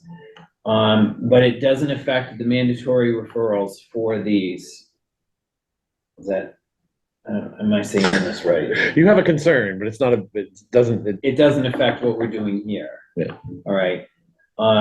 So each one of these, properties, which is 355 Main Street, 99 Clement Road, and 23 Shirley Road, all have accessory apartments. Each location, there is a family member that is living in the accessory apartment, which goes with our bylaw. Our bylaw, as I thought it was that they needed to renew every 5 years. They needed to renew the special permit for the accessory apartment. So each one of these are coming up due for the 5-year. Where my concern comes in is one of these properties, which I think was 23 Shirley Road, in the letter that was submitted by the resident stated that because this is the last time that we are no longer having a 5-year period on approvals for special permits for accessory apartments, this will be the last approval for it. And I'm not really sure, and I'm not aware of that being changed. Well, I can tell you flat out that that hasn't changed because I just went through that process just, less than a year ago. And my permit that my son-in-law got it is a 5-year permit. We have to go back and get it approved in 5 years. And a family member has to be in that in-law, or it has to go to the town and the town will rent it out. That's what I am under the impression. So I don't know why we would think that the Shirley Road one would be no more 5 years. I don't know where that come from. Teresa? Yeah, I don't know. I would, Are these all from the zoning board or the planning board? Are they, Planning board.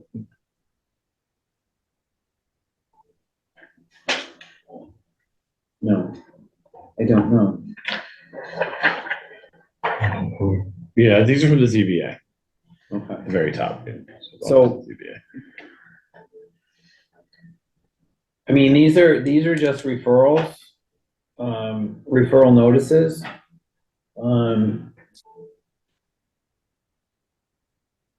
We can just say no comment, or we can have a comment about, but I don't remember the 5-year thing taken out. And the reason why I have some concern on this is that, being the state representative for the housing authority, the two things that are approved are having a family member live in the apartment or it's an affordable apartment. Those are the two available options. The reason for the 5-year renewal is to verify that a actual family member is living in that unit. That's the reason why that particular law is in there, or that bylaw is in there. So I don't Real quick. I don't remember it seeing otherwise, Joe. I think we need to, have Eric send something back to them stating that we need clarification of that 5-year, because we don't want to say nothing and let it go through, that all of a sudden now we have a property or two properties. And personally, if it doesn't do the 5-year, I'd be happy with that because it save a lot of grief, but that is the law. And that's how these in-laws are being built and being able to do what they're doing on these little lots and stuff in town. So I think the 5-year, it's either it's on or it's off, one of the two. We need clarification on that. All right, so we have 35 days to respond to this. And these all came in on December 7th. And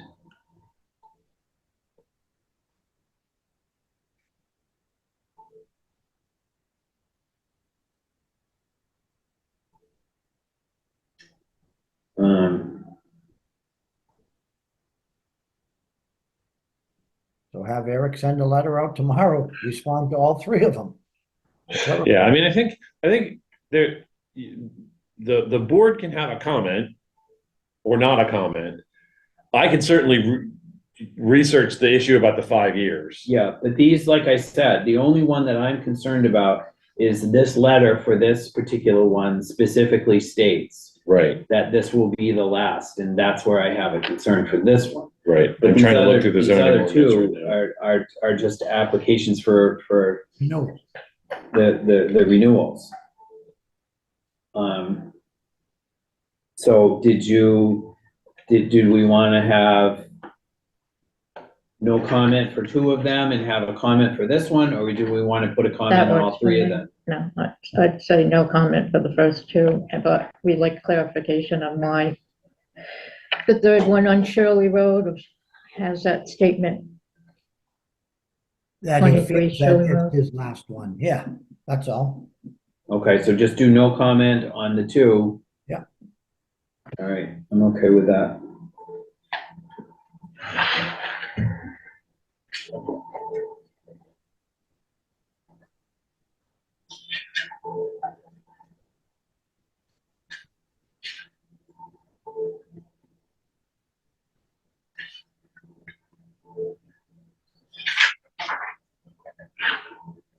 Where did it say that, Joe?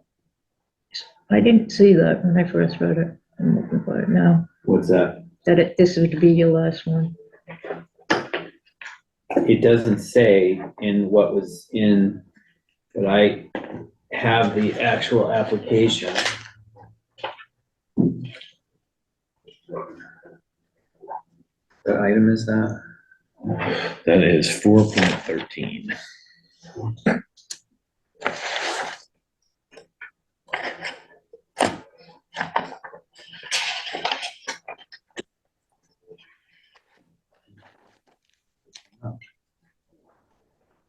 Yeah.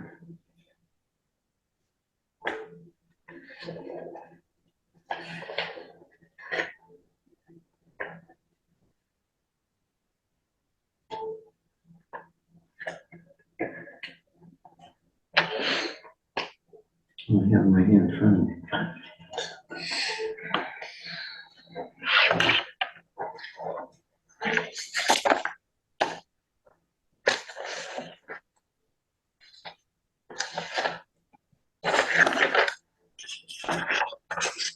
Council letters. Is that a separate letter that was submitted? Yeah, each one of them has in the application, it had the application, and each one had to have a letter to certify that there was a family member living in the units.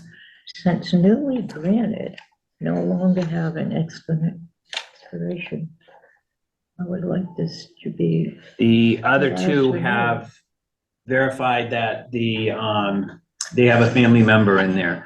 But in this one letter, it says, since newly granted accessory apartments no longer have an expiration, I would like this to be the last renewal that I will have to submit. Yeah, no, that's got to be clarified. That absolutely, because just within 1 year, hasn't even been a year that I've got my permit. My son-in-law got his permit for it, and I mean, unless they've missed something and all of a sudden we've changed that policy, I think it needs to definitely be clarified, and we need to ask that question. that's the owner of the apartment making that statement. Yeah, it doesn't necessarily mean it's accurate, but we It should doesn't mean it's clarify. accurate. That's the Yeah. owner of the apartment making that statement. Absolutely, They but we might need to just be clarify, confused. right? If Yeah, we I don't think clarify, Or the ZBA needs to clarify to them. Right. Hey, you said this, but that's not But accurate. You have to go right, back but and I 5 don't want years it to anyway. be just like hanging out there. I want them to send her, if it's inaccurate, which we believe it is, that that address needs to receive a letter stating your information is incorrect. You will need to be able, again, in 5 years. exactly.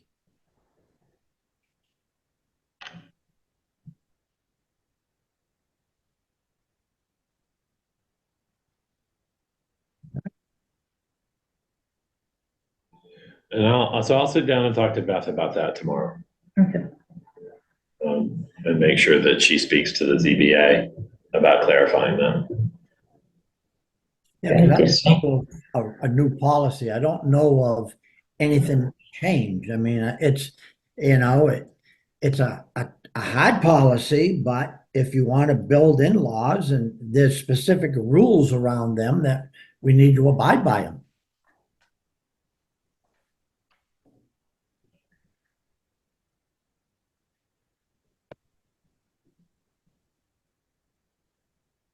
Mr. Chair, do we need to take a vote on anything? Yes, hold on, I'm writing something for you to vote on. Okay.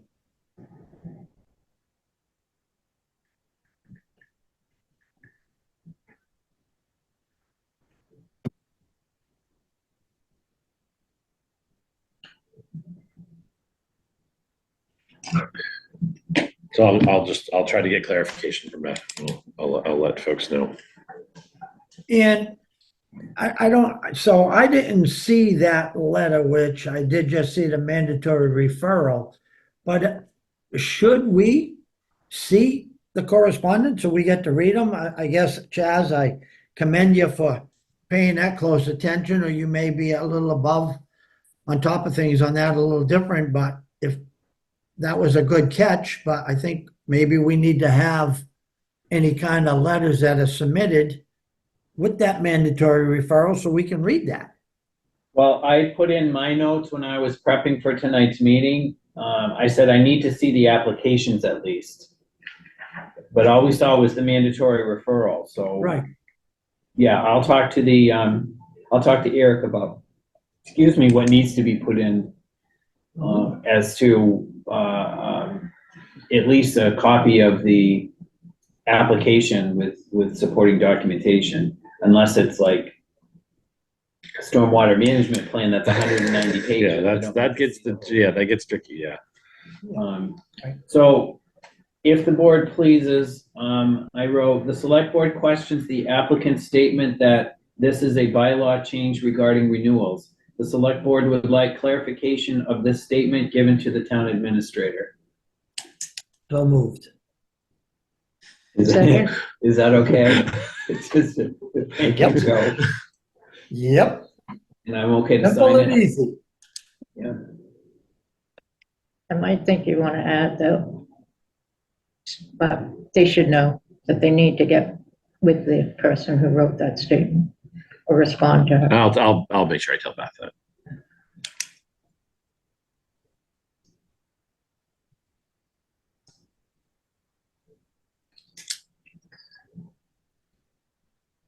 That's what I'm trying to say. It doesn't matter to me that it's clear to me. It matters to me that it's clear to them. Yeah. Well, I just need to talk to Beth about why that person might think that. Yeah. That seems like a weird thing to just come up with. I put determination should be communicated to applicant. Thank you. All right. And, oops, those I don't want to put there, those I want to put in this file. Okay. Well, we're actually not doing bad considering this is No, it's like. only 4 inches of snow outside. Did you go out and melt it and then see how much water it was and then do the calculations and find out That's, exactly how much? My husband's school and stuff. Okay, 4.14, discuss select board position on litigation, read the Board of Health request regarding substandard housing related issues and general health related issues within the town of Townsend. Eric and I have had a big discussion about this. I've also talked to town council about this. You want to take a stab at what we come up with, Eric? Yes. So the Board of Health sent out a letter on December 12th to the Board of Selectmen regarding referrals that they've been receiving for substandard housing and public health issues in private residences, like hoarding and the kind of challenging Board of Health issues that come across their desk. They kind of lay out what the Board of Health typically does, which is they send the agent out, they send a letter, they try to get into the property. If they can't get into the property, they try to get an administrative search warrant. They might request a visit from the public health nurse or file with a state agency. And if they're able to complete an inspection, they send out an order. All this is appropriate response, I think, to these things. And occasionally they'll consider condemnation, which is, a very severe thing to do to a residential property. At that point in time, they potentially, if that doesn't work, their next step typically involves town council, at least having a conversation with them. The board may also be required to cover reasonable relocation costs if they condemn the property. The board is trying to determine, the Board of Health is trying to determine how to deal with these properties and any others that may come up in the future. In order to make the proper determination, they feel like they need to consult with the town administrator and the Board of Selection to determine what town resources, town council, and a budget can be offered to deal with this. So it feels to me like what the Board of Health is looking for is kind of a process, and also, is there a funding source for relocation costs if the Board of Health has to come up with relocation costs? And I think that the members of the board probably recall that in the spring of 22, shortly after I started, there was a hoarding issue that came before the Board of Selectmen. And what happened was that the Board of Health agent, Rick, met with town council in office hours. And then we scheduled an executive session where town council came to town, Rick was here, and we discussed potential litigation about that particular. Rick, the Neshoba Board of Health agent. Right. Came and we discussed the particular hoarding issue and what made sense as a process leading up to potential litigation. But I think the ultimate resolution for that issue was town council wrote a very nasty letter, got minimally involved because there was already a housing court issue at hand, and hopefully got it resolved without us bringing kind of separate litigation. So I think clarifying that process to the Board of Health, I think makes sense, which is if you reach that level, we've got monthly office hours. A member of the Board of Health and the Board of Health should sign up for office hours with town council as a kind of a first response to sit down with town council and talk about the process that has happened beforehand and what the next steps would be, whether they're talking about dealing with a hoarding issue or dealing with a condemnation. And then the town council's advice will decide whether or not that's right to come before the Board of Selection to request the litigation. Mm-hmm. And that should come through me. That request would come to me, and I would talk to the chair about putting it on the agenda for an executive session to talk about property-specific litigation. So I think that we can clarify that process if the members of the Board of Selectmen are comfortable that that should be the process that we follow. The second part, which is resources, is an open question.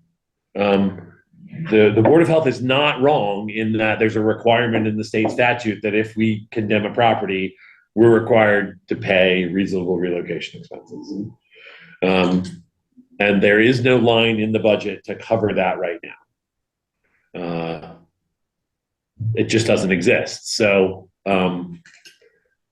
there's a couple of things that we could do, which is number one, have the Board of Health put in a small line item, $1,000 in a Board of Health budget to cover, relocation expenses. And without them having done this and knowing how much it costs, I don't know what to suggest or how often it happens. We could do it as a special town meeting warrant item to come from free cash. That way that money just stays until they spend it.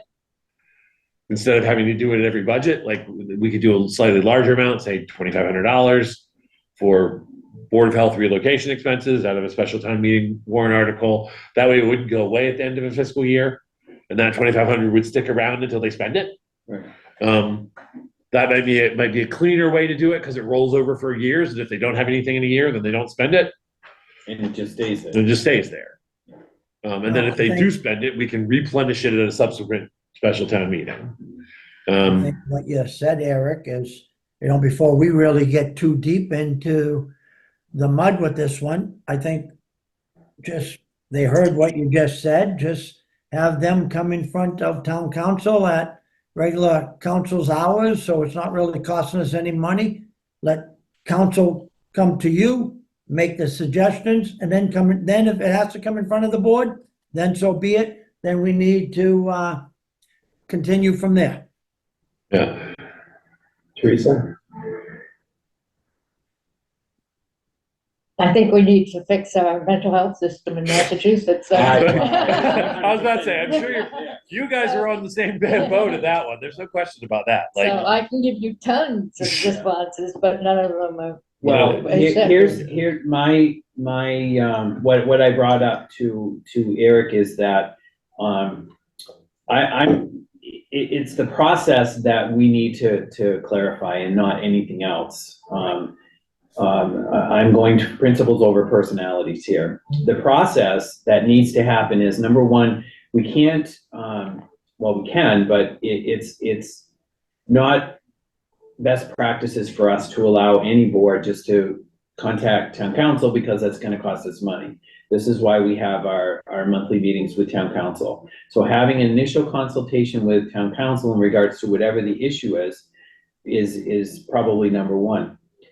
In this particular board, it is the Neshoba Board of Health, or the health agent, is the one that has been in the property, that understands the whole process, what's gone on with that. So that would be the individual that would make sense to talk with town council, all right?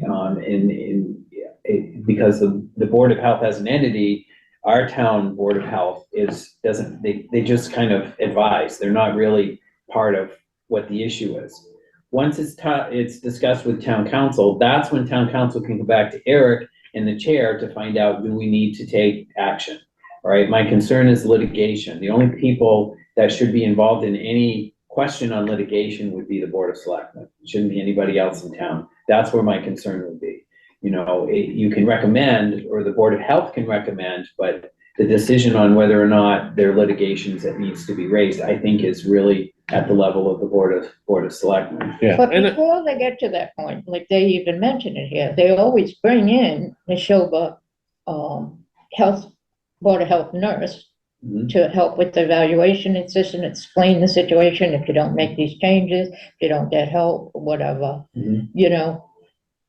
So I just, that needs to be, and there's nothing we can do about it, but that needs to be stronger too. So Yes, I understand. I agree with you there. I agree with you there, but But that's nothing we can do here tonight. Right.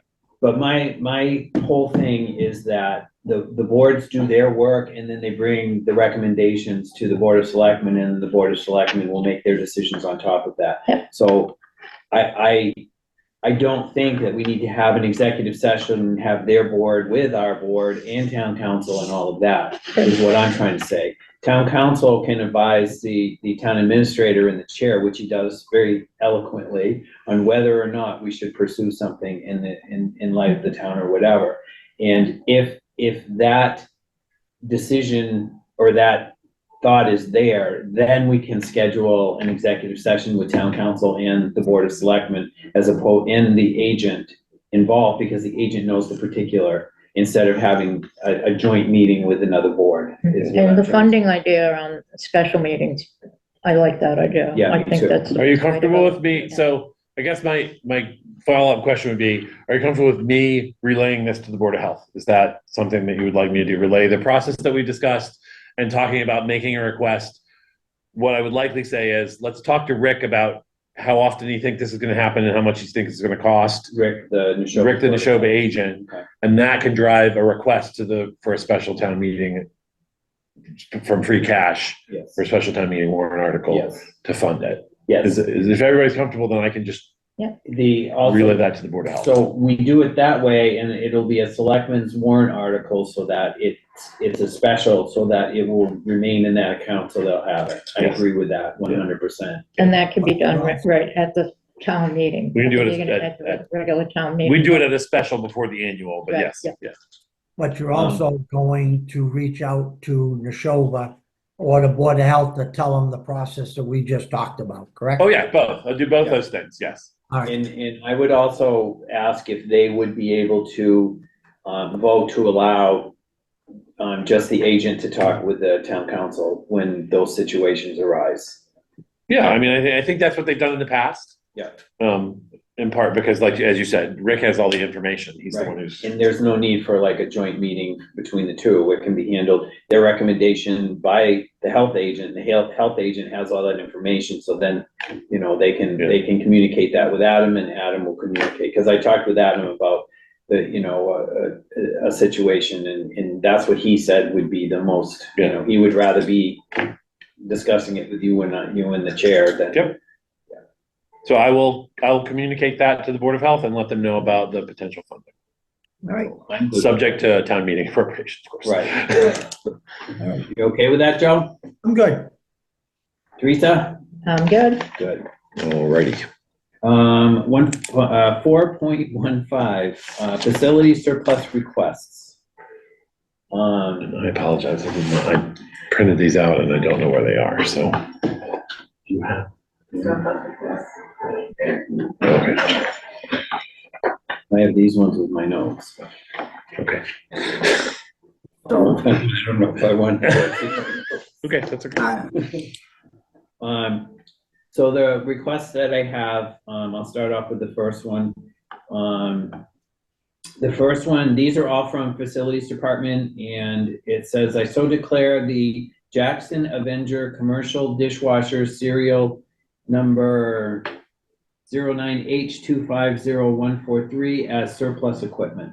This is the one that came out of the Council on Aging. Yeah. And we did look at your request to the West Townsend Reading Room. It is not, doesn't have the appropriate electrical wiring to handle a commercial dishwasher, so. But we believe it still has value, so attempting to sell it would probably make sense. Okay. And if it was sold, the money goes where? Anything we sell for surplus, the money goes into the general fund. General fund. That's miscellaneous revenue.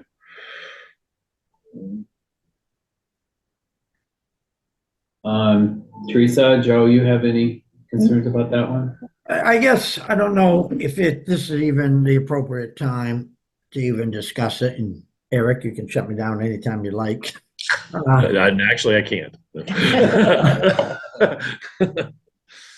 I see there's several items that facilities, but weren't we in discussion a while back that we were going to be dealing with the position of the facilities job description?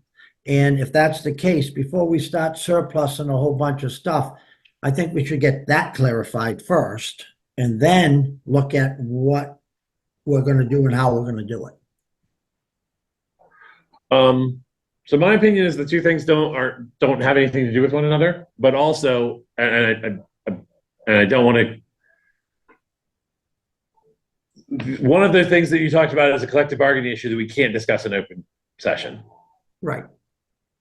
But I can say this because it's not about collective bargaining, which is Bobby Jones. And for folks who don't know, Bobby Jones was the AFSCME rep who represented us, left AFSCME suddenly and is no longer there. And so they are scrambling to figure out where every municipality that he handles is. All right. So lots let's of things do are kind of like in flux, but not in flux. They're basically like stalled with respect to dealing with the collective bargaining stuff. And so that was something that there was something that we were working on that is stalled, but I don't think it has anything to do with the surplus requests. I think those are. And I get that. I get that, but I think we got to finalize some issues. We can't just keep kicking that can down the road. So that's fine. I read all the surplus things, and I get the dishwasher. I get the some furnace, all that. I do have an issue. I would not want to surplus. I'm sorry to interrupt. We're just talking about the dishwasher. We'll get to the other items. Okay. I just wanted to do these one at a time. All right, that's fine. So, okay. Thank you, sir. So is there any concerns about the dishwasher being put for surplus? No, Nope. I don't either. Do we have to vote on it? No? Well, we should probably just, when you have all the ones that are approved, we can just do one. I think we can just do one today.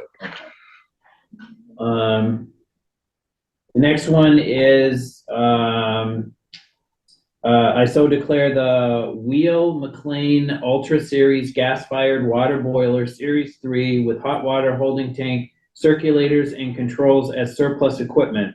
It comes with all the paperwork and manuals and was from the American Legion in West Townsend. And so we believe there's still a value to that, but it's certainly not something we're gonna put in a municipal building. Yeah, no, that's good. I'm good with that. Where is it stored right now? No clue. I let it know. I don't know. That's an excellent question. Somewhere. So I don't have an issue with that. Nope, I don't. I don't. You know either? Okay, that's there. Lots of notes on that. Huh? Lots of notes on that one. Yes. I so declare the 61-inch Ferris riding lawnmower, serial number 201469190 with Kawasaki FS730V, 26 horsepower motor. Runtime is 261.8 hours as surplus equipment. No, I have a problem with that. All right. Okay. First of all, I mean, I know that was bought a few years back, and that thing cost approximately $10,000. That was taxpayers' money. And and I've seen this mower, it's in absolutely perfect condition. We right now are on a very tight budget. If we surplus that, we may get $2,000-3,000 for it. He needs to get another mower. New mowers of a commercial grade, and I know I priced them, I've owned them. You know, it would probably be in the area of $6,000 for what he may need to do, or $7,000. And I just don't think it's the appropriate thing at this time with the budget as tight as it is to surplus something of that magnitude and that great a shape to say, okay, it's too big or too small, or someone don't want to drive it, and get rid of it, and then still have to come up with some more money. I don't think that's spending the town's money and the taxpayers' money wisely, and I don't recommend it, and I don't support it. Teresa? I haven't seen it other than the photos, so, I mean, to me, you know, he said it was a surplus, I would take him as the department head, but Do you mind if I just make a couple of comments on it? So my understanding is the mower was originally bought for the Cemetery and Parks Department. Mhm. The Cemetery and Parks Department made the determination it was too big for them. They couldn't transport it. They couldn't transport it. I also think that it was hard for them to mow at the cemeteries between the heads. right, it looks used in the photo. Yeah, it's not a small mower, it's a big mower, Well, but initially, when it was purchased, it was for the field out by the, library, between Hawthorne Brook and the library, right? so they made a determination that they didn't want it. And so when the town did away with, for FY23, with the mowing and landscaping contract, that mower was transitioned over to facilities because they were the entity that hadn't been doing mowing that was now required to do mowing. Rob has indicated he believes it's too large for he has some issues around the front of town hall, around the recreation building, and around the library. It's obviously fine in the back field here. Right, but how would he even transport it? That's the problem to me, looking at it. Well, no, he looking just at the photos. the old library. So he just does it here. He just drives it around here. It doesn't go. It's in I the, thought you just said it was like for, originally purchased to do. it was like it- originally purchased for cemetery and parks, but they gave it up and gave it to facilities. So now he it's can't just for even this use it, complex. or She only can use it in this. Yeah, which is all he's responsible for. He's not Oh. responsible for mowing anywhere else. So, but he believes it's too large, and so that's just kind of what I'm relaying to the board. Yeah, and I've seen him mow it, and I've watched him mow on that mower. It is a big mower, absolutely. He's got that big field that somewhat turns into a parking lot out in the back. And I get it, I truly do. However, I am not here to spend taxpayers' money because someone just thinks it's too big. Yeah, it might be big, but it does the job. And in the budget that we are in the times that we are, I do not feel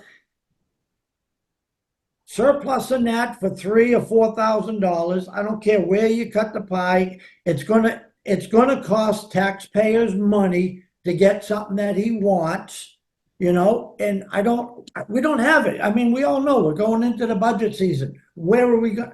I don't care if it's $1,000. Where are we going to get an extra $1,000 because someone says that he thinks it's too big? I'm just looking out for taxpayers' money, and I'm only one. You guys figure it out, but I think it'd be a dumb move to give that mower up right at this. A couple of years down the road, if the town gets into a better position and we got a little bit of extra, or maybe the facilities got some money they didn't spend, then look at it. But right now, man, I don't know if you all want to agree with me or not, but we're in dire need to pay attention to our spending. So I guess it depends on what I feel. And how I feel is that there has to be a mower to replace this. I believe that's correct, yeah. And from what I understand, it needs a new mower with a bagger is what is requested. And in my research, my meager research, I agree with Joe that it's gonna be about $6,000, five something, almost $6,000. It is in good working condition. It looks relatively brand new. I It doesn't have a lot of understand hours that it on it. might be big. It's not a lot of hours on it. That field is important to us in regards to keeping it mowed. So I am not in agreement in doing this right now. I think we need more planning and financial planning to be able to replace the mower, and then they can surplus this. If he can find it in his budget to be able to get himself a new mower with a bagger, then we can surplus it afterwards. That's my thought. Okay. Okay, I'll relay that on. are we in agreement with that? Yeah, nothing. Okay. The next one is, I so declare that the Arctic Air Commercial Reach-In Refrigerator as surplus equipment. This is also, That came from Council on Aging, yeah, when they replaced their refrigerator. right. Where are we keeping that? Those are huge. Once again, I'm actually not sure where it is. I know it's not a small piece. I remember seeing the new one when it went in, so I don't know where the old one is exactly. So now, didn't we appropriate $10,000 for the outreach up there to get a new fridge or freezer set up? Is that something that they could also use up there? Because TEO's really been doing a great job expanding, and instead of surplus it, maybe see if that would fit into theirs and give it to them. Here's the challenge with that, which is we can't give it to them. It's a taxpayer thing. We can't give it to a nonprofit. Yeah. We would have to sell it to them because it's taxpayers' money. Like it's not like we're giving them ARPA funds because the federal government allows us to transfer ARPA money to people, but we can't. Just like we couldn't give them the car, we can't give them. We're just not allowed to give away things to the taxpayer that have value. You know what I mean? Well, I get that, but my point is, instead of just surplusing, get rid of it, let's get a value and reach out to them and see if it's something that they can use. If it's something, I'd rather see it stay in town if it's not bad. I mean, it sounds like it was still usable, but they just updated everything. And, let's try to help everybody out. So, I mean, however we'd have to do it. I mean, if it's a surplus, but maybe reach out to TEO and see if we can get a value and see if they wanted to buy it. Yeah, we could certainly do that as part of a surplus. The challenge comes that, as folks know, once we start selling things that belong to the town, we have a fiscal responsibility to get the most money for them because it's taxpayers' equipment. We need to get the most money. So if TEO is willing to pay, like if we put it out to bid and TEO bids the most, they can absolutely have it. But if we put it out to bid and they don't bid the most, we can't give it to them. They would have to bid the highest amount. And that's just, unfortunately, that's just the way it works when we're selling town equipment. We have to get the most money for the taxpayers for it. Even if I agree with you, there's a fundamental benefit to maybe giving it to TEO that's above and beyond the money. The state really kind of. And Eric and I have already had this conversation. Because you're not the first person who said that exact thing to me, which is, can we just give it to TEO? I'm just Now, looking out for the best interests of the town. Yeah. We might be able to craft some sort of RFP that says we want to sell it to a nonprofit, that's doing work in the town or doing work in the region, Yeah. To benefit town people. I can research that and see if that's a way to. Well, that's why you make the big bucks, Eric. Take care of that for us. Right, and in regards to the ARPA funding that we did, they're in the process of doing that. They had to find the space, they had to evaluate what the space is. I don't know if they needed to get any permits or whatever. I think they did. They needed building permits to do, and they So they're in the electrical permits process and of stuff. doing it, and I would hate for them to stop doing what they're doing because it's in the long run, I think they're doing exactly what they need to do and they're approaching this in a logical and fiscally responsible way. But I can certainly test the waters and see, one, if there's a way that we can try and surplus it. If they're interested in it. If they're interested. If they're Two, if not, they're then just surplus it. That's all I'm saying. That's good. But I think we do need to vote to surplus it either way, even if we wanted to figure out a creative answer. Yeah, I'm okay with surplusing it. I am as well. I am as well.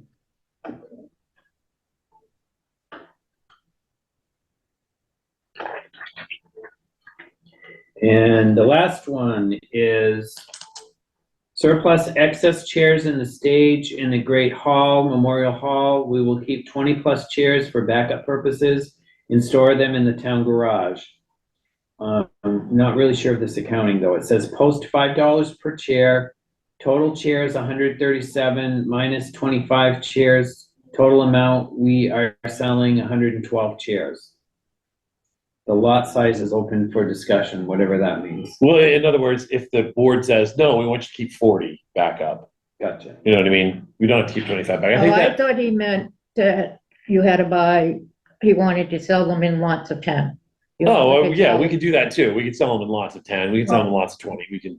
Why are selling them? I mean, they're sitting back. What if we get a big crowd that we go into town meeting? Not that we've seen that in years, but I have seen town meetings with, several hundred people in that room. And there are two reasons. Number one, there is a limit on the number of people that can be in that room. Yeah. right. There's a limit. We don't need more chairs than the limit.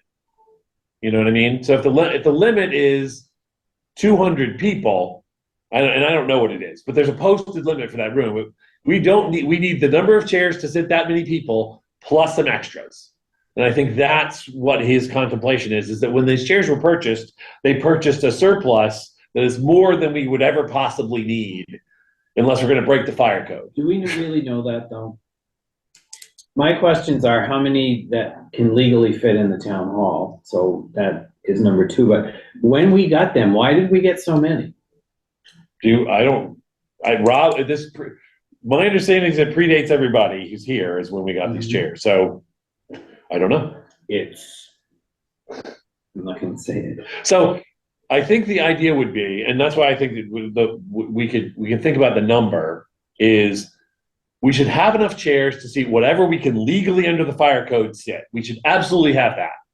We should have extra chairs in case chairs get damaged or broken. We should absolutely have extra chairs. But having 140 chairs on that stage means that stage is unusable because there's no place to put them. We can't store 140 chairs anywhere else in the building, And so when if we have events like an Irish step dancing, there's no place to store the chairs. But if That's part of the reason why I think this is on here. yeah, But I also feel that we are looking at trying to, get the Hart Library up and running, possibly for a meeting room, possibly for a gallery, whatever. That would need chairs, that would need that kind of stuff. So I personally feel reluctant on getting rid of them. I would like to know why we bought so many to begin with, yeah. you I know, think the problem is that the people who bought them are no longer. are no longer around, and That's so we. no excuse. Yeah, There should be Well, I paperwork there should be somewhere. paper as to why we bought this. I think we ought to really look at that a little bit. First, like Chaz, you said, how many chairs can legally fit in that great room? And I know it's more than the 75 that we've been setting up, because I've been in that great hall and it's been full to the capacity. And if we start, getting back to the good old days that we start bringing people out and people come to town meetings, and hopefully we see 150 or 200 people, and rightfully that's what we need. Then we're gonna say, oh, now we gotta go buy chairs. I don't think that's the way to do it. And I don't But wanna just that's sell never been the chairs. intention. The intention has always been to maintain enough chairs to what we can legally sit in that Right. unit and sell the excess. So what's the I don't wanna occupancy sell in these that room? chairs So just we need to because they find need out to what the stand. occupancy is in that room. It's posted, I can run over. Yeah, I mean, I think it's posted right in the room. I just don't know it off the top of my head. But my And understanding. then we have that room, we have this room, we have meeting room 2. That's where we Yeah, and used so to we put have, them so chairs here up we've got downstairs. chairs already here. Mhm. So these in theory, if we needed more chairs, I understand the sentiment, which is he's gotten a request and to use that stage. He realizes that stage is a fire hazard. You can't get it through up there. It's a problem. It's not a usable part of town hall. So what do? You say, we got to get rid of these chairs. Either we figure out a way to store them all, which doesn't really seem feasible, but although maybe we just say, suck it up and figure out a way to store them all. But they need to not be there. Can we store them over at the Hart Library? The minute they get into that black mold, they're dead anyway. They're dead to us. We might as well sell them. You might as well burn them for firewood if you're going to store them in the Hart Library. I think we need more answers. The 23rd, let's bring this back up on the 23rd. Get the room capacity of the different rooms, see how many chairs we got. I don't want to give away chairs that can fit in that building and then get in the problem, we have to buy new chairs. I don't want to do that. No, that's perfectly reasonable So position. we'll bring this back on the 23rd. Okay. All right, so I'll find the occupancy of all the buildings Where here. did he come up with the price of $5 a chair? I think he went on he was looking at what their chairs like that were selling. Chairs were selling at like Devon's where they sell lots of surplus stuff, and I think he looked on some municipal sites where they're selling surplus chairs. I think he was just Okay, but he can set a price like that by lot size and chairs. yeah. When you go to sell stuff like that, you can do it however. Yeah, we were looking for, one of my group rooms, we were looking for chairs, and they were, if you bought the 20 lot, they were Right. $3 a chair, Okay. something like that. Okay, so we Quite have as fashionable as these. these are very fashionable Yes. and folding. So, I will move, or I will entertain a motion to declare as surplus the Arctic Air Commercial Reach-In Refrigerator, the Wheel McLean Ultra Series gas-fired water boiler, Series 3 with hot water holding tank, circulators and controls, and the Jackson Avenger Commercial Dishwasher, serial number 09H250143. So moved. Second? Any further discussion? Nope. All those in favor? Tuesday, Marsh, yes? Joseph Shank, yes. Chad Sexton Duranian, yes. Okay. 4.16, discuss COLAs for non-union employees. So in preparation for, budget preparation of the budget documents, I did want to have the board discuss their opinion about COLAs for non-union employees. Now, this is not, in town hall proper, there's not a significant number of those employees. It does include the BOS staff, other than myself. It includes one staff member in the land use office. And then the bulk of the other non-union employees are the library staff. So there's not a ton who are not covered by a union. Most of the staff in the town are union employees. The COLA that the supervisors union, the clerical union, who are on the same step grid as the non-union employees got was 2% for the next fiscal year. That was what the board voted in when they approved those two collective bargaining agreements. This would not be, I don't think the non-union employees would be akin to public safety, so it's not like fire or police, but and highway, you know, has contemplated, you know, their 2% was their Eric, contemplated one. Yes, sir. just a quick question. If you're talking the non-union employees, I think I probably should recuse myself from this conversation because you talked about the library and I have a granddaughter that works in that library. Yes, you should. I recuse myself.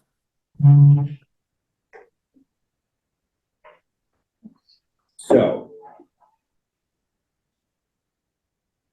Teresa. What is your thoughts on the matter? Yeah, I think that, that they should receive the same, the COLA, if they, same one that the feds gave us, with our pension and whatever. My think that's thoughts reasonable. were the 2%, right? Yeah, I think it was 2.3, wasn't it, or 2 point something? Well, the other unions got 2, which Oh, okay. the other Straight got a flat 2%. In addition to a step, so they got a step plus a COLA, and so that was what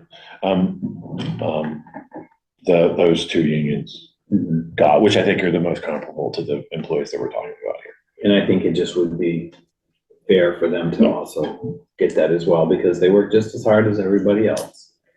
So I'm okay with 2%. Do we need to vote on that? Yes. So I can actually make the motion. Somebody, you're gonna have to either make it or second. I move that we approve a 2% COLA for non-union employees. So moved. Second, all those in favor? Tuesday, March, yes? Chad Sexton-Duranian, yes. As you would say, Eric, there's that. There's that. You can go back now, Joe. No, he must have taken a Quick break. quick break. All right, So the next thing would be 5.0. we're into the 5s. Yes. No, we're doing good. Yes. No, I mean, we're doing good. Considering that we had. Yeah, 16 4s. Right? Okay, so the ARPA projects, part of the reason why I wanted to do it this way, Eric, is we're all set, Joe. Sorry, had to make a rest stop.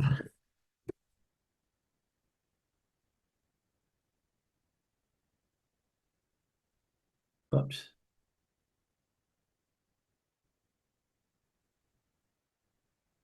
Hey, what happened?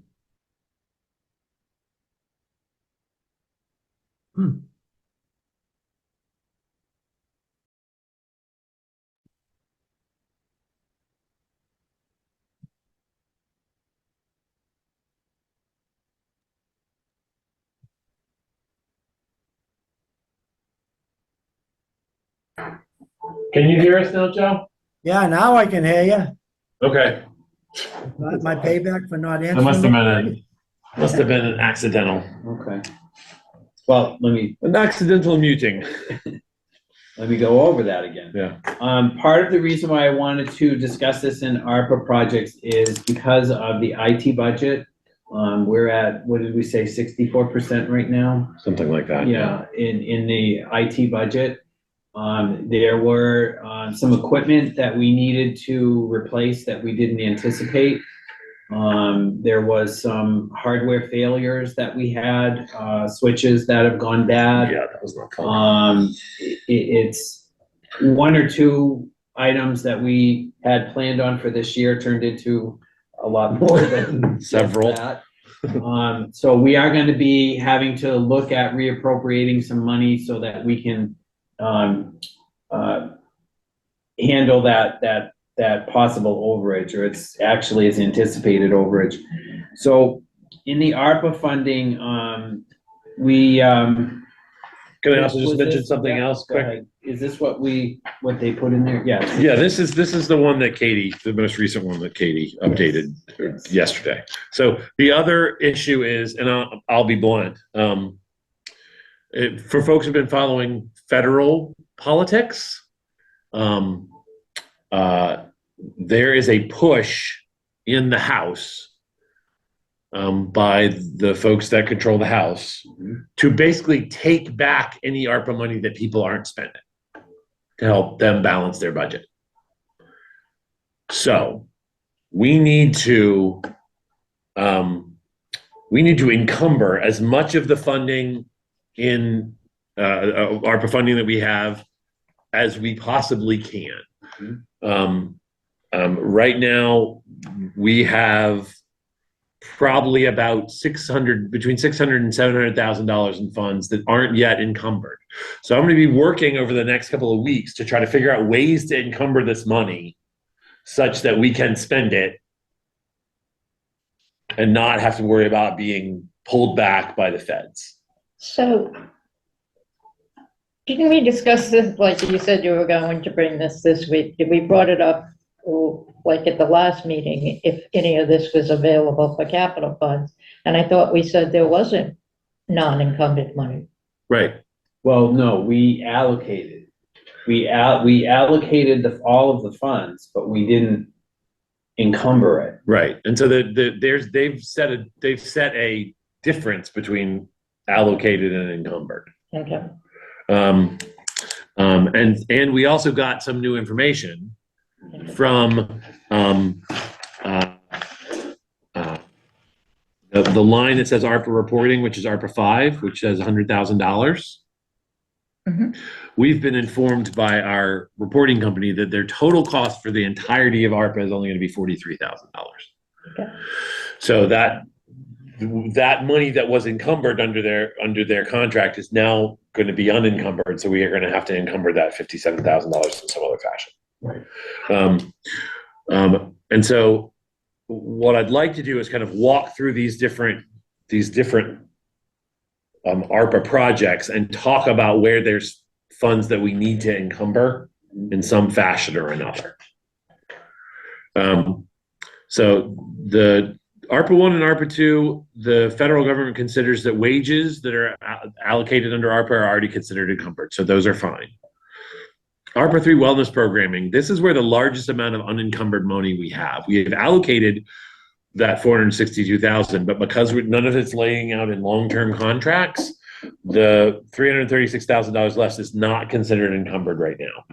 So I am working with Jennifer to come up with a way to try to encumber all of those separate things. And we do need to come up with a finalized version because a portion of this money is what we're going to spend on the ARPA bonus payments. Correct. So we need to, I'm going to hopefully by the 23rd actually come with an ARPA bonus payment proposal to be voted on by the Board of Selectmen. So that money then becomes encumbered and we can encumber the money that the rec department wants to spend in some fashion to try and get rid of that. That's the largest chunk of unencumbered money that we have Right, left if is they that can- $336,000. If they can get contracts on some of the things that she's planning on doing, then Yes. we're covered. Then we can encumber that money. Right. Online permitting.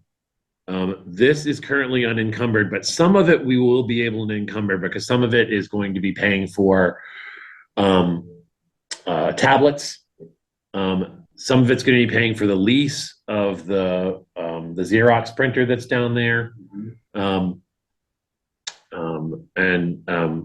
But that number is likely not going to encumber a full $55,000.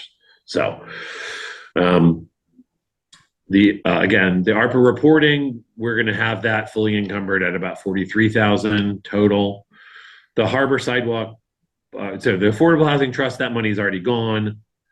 The harbor sidewalk bike trail, that money is our match for the Mass Trails grant. That'll be gone by June. The ecumenical walk-in fridge that we've discussed earlier, that $12,000, we're going to talk to TEO and hopefully we'll be able to, even if Get under contract. yeah, we can get it that under contract to them. Even if it's just a contract with them, I think that would be sufficient. We can just write them a check for $12,000. The broadband and Wi-Fi, that is the funding that's that goes towards the stuff that Chaz was talking about earlier about the internal wiring. So hopefully our cabling contracts will be able to encumber the rest of this funding. The water treatment plant, that line is overspent. So on the 23rd, I'm going to bring a request to clear up some of these small numbers and try to and correct that overspent portion. Stormwater management, 52,000. I need to follow up on that one. I do not know where that. What's the 11 before that, generations at Cross? Yeah, the generators at Cross Street, that is water treatment plant. I'm sorry, not water treatment plant, water department infrastructure. Yes. And that, I believe those funds are already encumbered because they're under contract. It just the work hasn't been completed Right. yet. Okay, thank you. I need to There's find more out. than just Cross Street. I think there's 3. Yeah, There's it's 3. Cross Street plus some other things. The 52,000, I need to nail that down. Election expenses. So I've talked to the town clerk about these election expenses. We may be asking to reallocate this in a different manner because they were originally contemplated to get poll pads.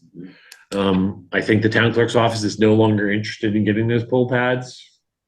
However, we do have a series of elections coming up next year that are going to be significantly more than our regular election schedule between primaries. Mhm. And so the election budget is likely to be, a request is likely to be significantly larger. We may be looking to reallocate or redefine what these election expenses can be to actually pay for extra elections during a year. The Vinton Pond Comcast build out ARPA 14, that is complete. So that $985 is going to be some money that we're putting towards the deficit in ARPA 10. The other COVID related expenses, that's down at $4,800. In all likelihood, that's going to go towards covering the part of the deficit in ARPA 10. Meals for seniors. These are funds that I have to work with the Council on Aging to make sure we can encumber them. They're currently unencumbered, but we need to figure out a way for federal purposes to encumber them for the remainder. And I don't know if we do that via a contract that we write up specifically with the Council on Aging or something. Yeah. I'm talking with Jennifer and Elise about nailing that one down. I was reading after you were in my conversation, I was reading on what some other communities are doing and they are using MOUs for those. Yeah, and so It's basically saying we're we're obligating this money Yeah. right here in this MOU. So that may be the way we do that one. The Greenville Road Bridge improvements, those this entire account line is going to be spent down. It's already encumbered because it's under contract. Public safety related expenses, all of this $116,000 is encumbered. Police department wages, all of that $72,000 is encumbered because it's for wages. The $670 for cleaning and disinfection, that's likely to go towards ARPA 10, the deficit. Conservation agent wages, that's for wages over the remainder of ARPA, that is considered encumbered. Council on Aging assistant director wages, that $19,000 is considered encumbered. The gazebo improvement is a $29 overage that we're going to have to cover from another account. And then the part-time custodian and the building evaluation, the part-time custodian, we still haven't found, but that is wages, so that is encumbered. The building evaluation, we're finalizing the contract with that company now, so they'll be starting hopefully sometime in February. Okay. And once we have that contract signed, that money will be considered encumbered. Okay. And then the $30,000 for the fire truck is already spent. Perfect. So that just gives you guys kind of an overview of where we are. I do think that we're in a much better position than a lot of municipalities. There are still some municipalities that haven't even allocated their funds. And there's a very real possibility that if they don't do it quickly, that they're going to lose it, Yes, by June. And so, That's why it was very smart of us to allocate as quickly as we did. yeah, I mean, the fact that the town got out ahead of it here means we're in a way better position. We have way less work to do between now and June to make sure everything gets encumbered. Yeah. So I'm likely to bring in several house cleaning requests for the 23rd to clean up some of these small lines, to cover deficits. And so hopefully that'll, I'll just put together a package of requests for the 23rd, if that makes sense. Did you want to touch, no, that you already did with the Lori Trahan's, that whole thing, you touched upon it already. Yeah. 5.1 Town Administrator Updates and Reports. Sure. And so I have three things I want to talk about. One I already did. The first was the audit, February 5th. The week of February 5th, we're going to have Roselia and Clark in to do the audit for FY23. The second thing I wanted to talk about is I got a request from Chief Sartell for the signing of the mutual aid agreement with the town of Brookline, New Hampshire. This is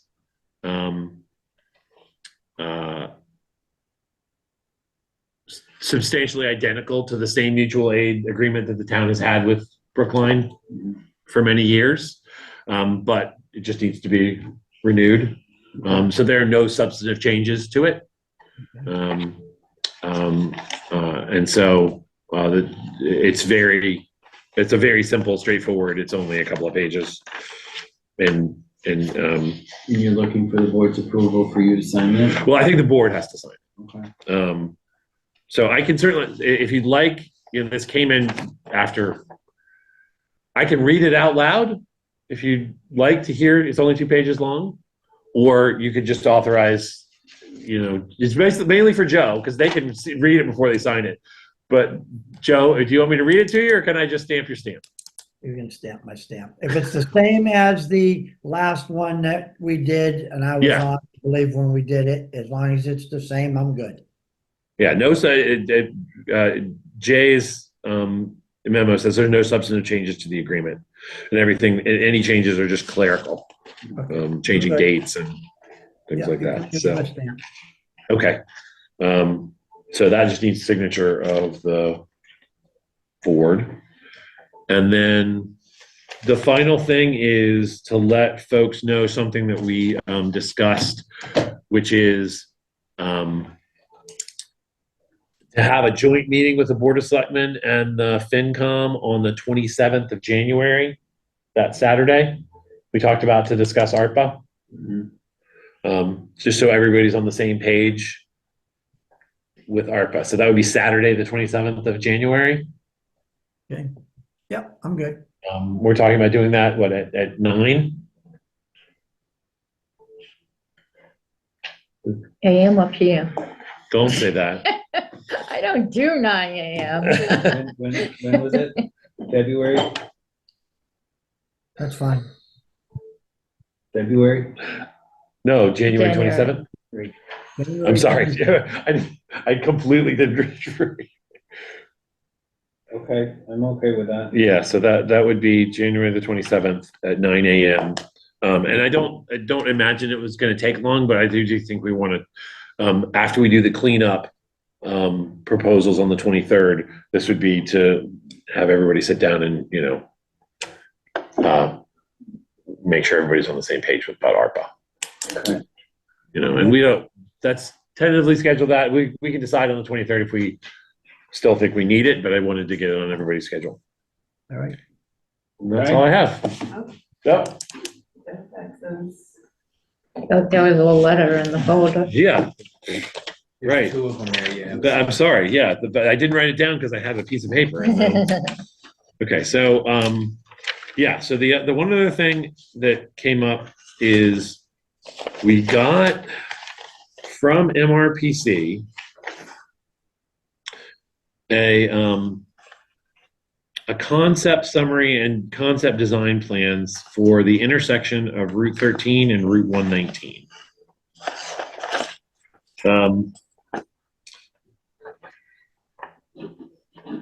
So I think it's only a couple of pages long with diagrams. It's in the SharePoint.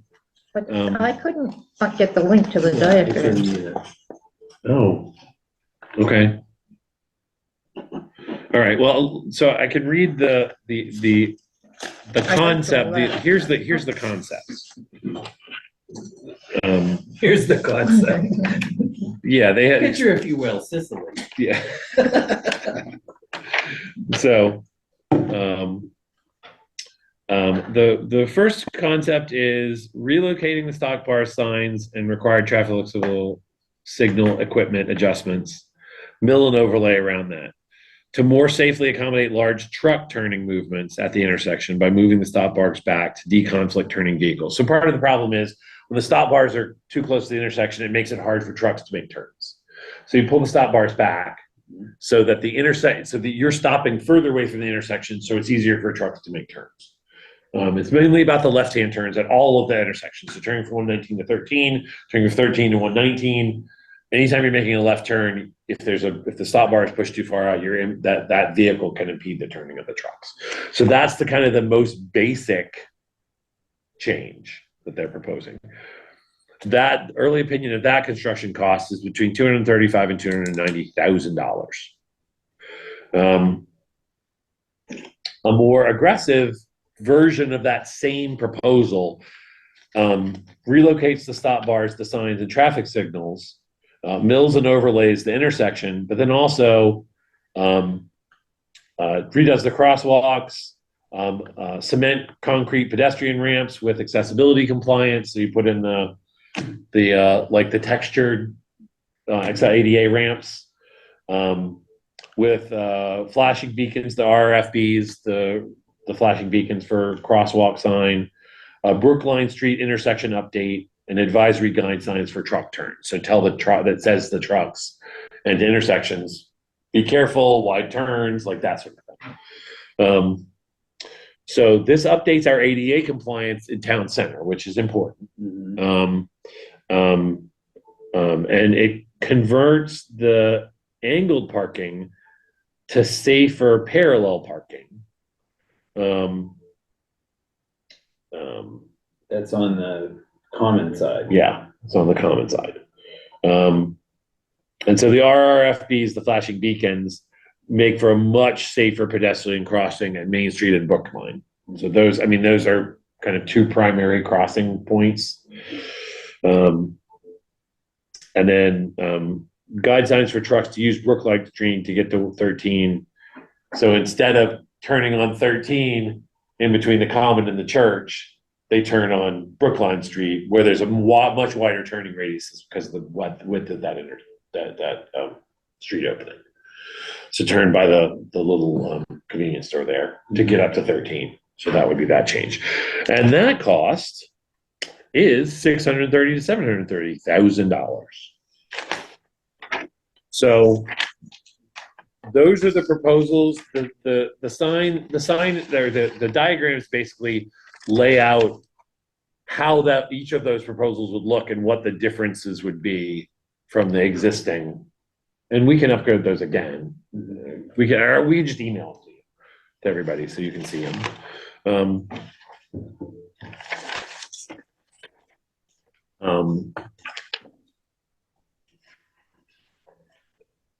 we've been waiting for this for a long time. I think this proposal was a pre-COVID request for this information. So it was the grant for the Unified Planning Work Program was approved about 4 years ago. But we do have the draft. So this is the draft concept summary. Eric, The idea is, will you have I'm her, sorry? will you have her send an email with? Yeah, I'll have Sabrina email it out to everybody. So if you have any comments after you look at it, just send it to me and I'll forward it to Beth. You don't need to send it amongst yourselves. Just send them to any comments directly to me. Okay. So she's just looking for comments. Yeah,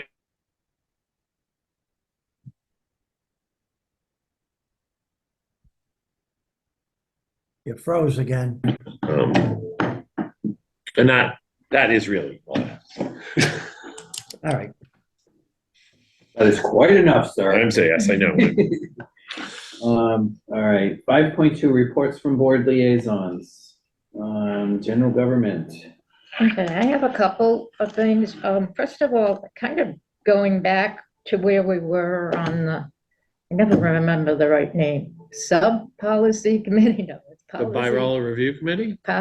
Bylaw review committee, I think it's policy.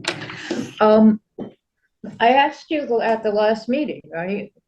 Because it was said again at this meeting that if they don't get, whatever they don't get done by May, hopefully the group will just re-up, re-extend, and go again.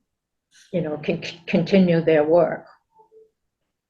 And I thought I asked you about that, and that you said, the work has to be, you're end in May and your work has to be done. So I said that to the group, and Ronnie said I'm wrong. So I told her to speak to you. I mean, I don't think there would be anything stopping the Board of Selectmen from allowing a bylaw review committee to continue their work. Under the charter, it's every 5 years. Yeah. They present their things for the annual town meeting, and then that's it. Like and then 5 years later, you do it again. But there wouldn't be anything stopping if this board decides the bylaw committee is doing great work and we want them to keep working. The Board of Selectmen can set up a committee anytime they want. I don't know if the whole committee, is agreeing with that at this point, but I didn't know if it was even allowed. So I didn't think, if the committee does want to, Well, they If can, it's they a- can submit recommendations to the Board of Selectmen on if they wanted to do it. My thought on what it is that if it needs to be reviewed, it needs to go to the proper place to get it. If it was rewritten, we're not asking them to rewrite the bylaws. We're saying that they need to review it, and if there needs to be changes on it, they need to refer it to the board that does the changes, I correct? actually think that the charter contemplates them actually Doing it. presenting their changes to the Board of Selectmen for inclusion on the Which is a annual lot of town work. meeting. It is, and I think, but to that end, they were speaking about the possibility of using like a recodification service to do that type of stuff, to help with that process. well, I think, you could tell me how you feel like it's going, but I think the best practice for the bylaw review committee would be to look at the general bylaws, not the zoning bylaws. Look at the general bylaws first and see if there's any changes that you made to the general bylaws. And then if we were going to hire a consultant, probably the zoning bylaws are the ones that we need a consultant for. But I would defer to the committee. You've got a lot of expertise on it, and doesn't mean, you guys, between you and Bill and Veronica and, I you've got. think we just, whatever their recommendations are, if their recommendations are for them to Yeah. continue on, then bring it to the board and we'll decide that. Okay, perfect. I'm not, But I think there's difference in what the charter calls for and what the Board of Selectmen can do Okay. if they decide not, like, the bylaw review committee is something that the town has decided wants to happen every 5 years. The Board of Selectmen can decide, we want the bylaw review committee to work every 2 years. If we want, or keep going after the So, charter. yeah, and they requirement. have a good process. They've been working on some things, as they see, the chairman has picked up some things and, they're working on a noise ordinance because if we all get those complaints about the leaf blowing and things like that. Yeah. And so they're looking Dogs for things barking like and- that. They're not gonna People try to breathing too tackle loud. chickens because there's just no solving Yeah, chickens. don't get chickens. Chickens are just don't talk about chickens. They're very controversial. Very Yes, they controversial. are. So, I was in the heat of many discussions about fowl. okay, so I just wanted some Foul clarity there. But they are working really hard and I think there is a possibility that after the period is up, they'll like to continue to keep going through some things. I'm all for volunteering. And as you said, it's good. The other one is Conservation Committee. I'm meeting with them tomorrow. They have their meeting 7:00 tomorrow night. And I noticed that 22 Shirley Road that we just talked about in this meeting tonight Mhm. is on their agenda. Am I allowed to say anything about why you have that, why that person believes that, or should I leave that up to you? Is that, what committee are you? Conservation, Well, I wouldn't, Conservation doesn't- it's not within the purview of the Conservation Commission? it's on their agenda. No. The thing about the accessory apartments is not within the purview of the Conservation Commission. It's on the agenda for the Conservation Commission. It's on the agenda for a different reason. Oh, Is it okay. 22 or 23? You said 22.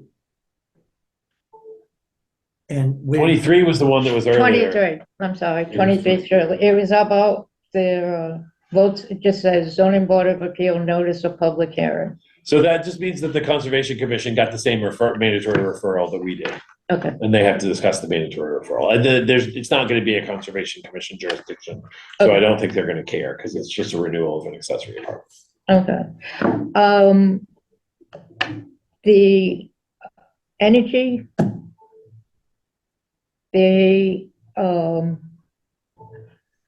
this is just kind of an FYI, but the green requirement for police vehicles has been lifted, just as an FYI. So Really? yeah, they just, Oh, yeah, they were kind of shocked by that too, but, so we sent that down to, the police chief, but I haven't, we're meeting him next week for capital plan. I don't think it's gonna change his plan on his vehicles, but it might, because that has been waived now.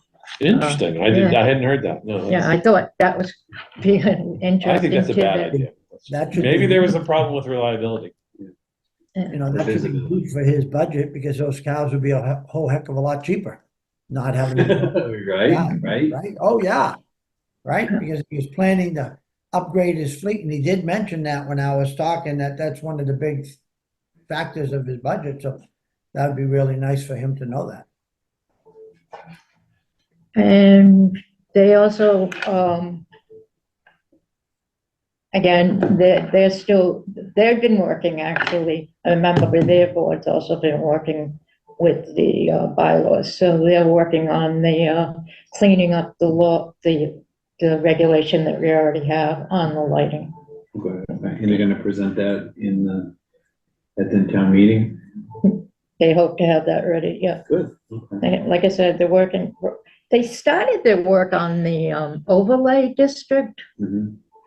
Then they got confused because they're like, well, wait a minute, that's 5 years from now, first of all. Right.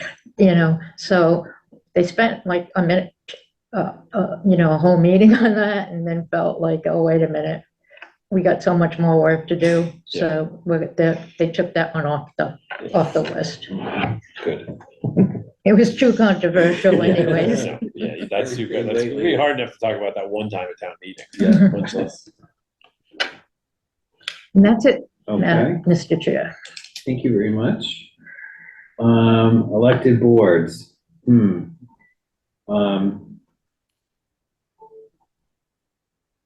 Water Department, they are looking, they've approved their budget. We looked at that. They did bring to my attention that they wanted a breakdown of what the municipal fees are. I think they asked for that last year as well. what their, how we came up with the municipal amount, yeah, absolutely. and they're looking for a rough figure so that they can. Yeah, I know, I saw the amount that Dave budgeted, and I'm afraid he might not have budgeted enough, so I'm gonna try to sit down and talk with Dave and Melissa and come up with that like we did last year. Thank you. So if you could do that, and then report back to the chair of the commission. Yeah. What you find, I think that would be good. And I guess really the rest of this is what we're seeing here is the planning and zoning, what is gonna be discussed momentarily. As far as, that is concerned, keeping my finger on the pulse, let's just say, and there's been nothing really to report. That's fair. But I will say that in general, kind of goes back to what Joan said. It's nice to see that the boards are communicating and nobody's in silos anymore. It's that they have questions, they're bringing it to other boards, and it's nice to be able to see the collaboration. Public safety, Joe? Yeah, a couple things. First, police department, I did have a long conversation with the chief. Eric, I think I had a conversation with you just the other day. Back when I was on the first time, the big generator that's downstairs in that station it's obsolete. It's a monster. And I know the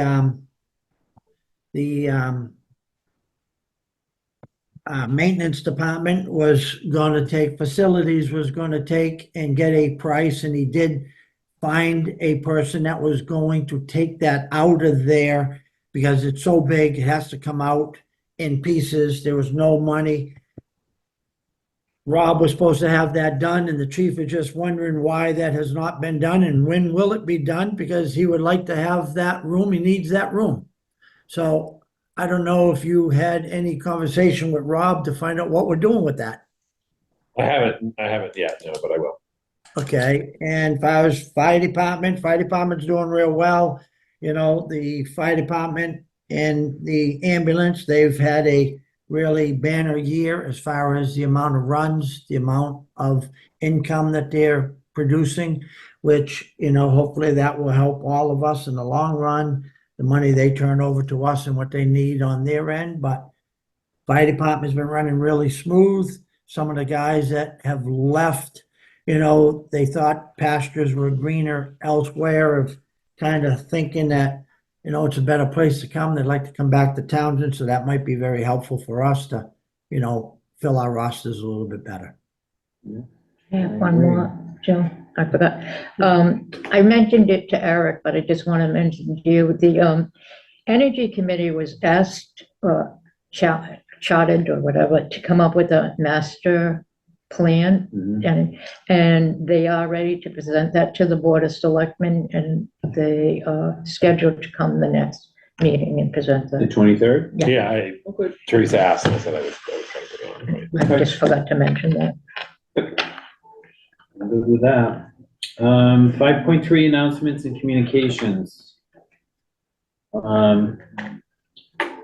Number one would be public hearing notices for the zoning board of appeals, like we talked about, would be 355 Main Street, 99 Clement Road, and 23 Shirley Road. These are all going to be on Tuesday, January 16th, 6:45, 7, and 7:15, appropriately. 5.3 number 2 is, this is a decision of the zoning board of appeals for an accessory apartment at 168 Lunenburg Road. And it was granted. This was a renewal of an accessory apartment. 5.3 number 3 is, this is a planning board. This is a decision for approval of a scenic roads application for removal of a stone wall at 108 West Meadow Road. This quite simply was to remove a section because they wanted to add a driveway to that. They actually, I think, relocating a driveway, so they just wanted to put it through, and it was, granted through the, planning board. 5.4, next meeting, January 23rd, at 6 PM. And I will entertain a motion to review and sign payroll and bills payable warrants out of session. So moved. Second, Moved and seconded. Any further discussion? All those in favor? Teresa Moore, yes? Joseph Shank, yes. Chad Sexton Duranian, yes. And Eric, she can use my stamp if she has to. Okay. Okay, there you go. And there is no executive session tonight, and I'll entertain a motion for adjournment. Make a motion to adjourn at 9:10 PM. Second, All those in favor? Teresa Moore, yes? Joe Shank, yes. Chad Sexton Duranian, yes. Thank you very much.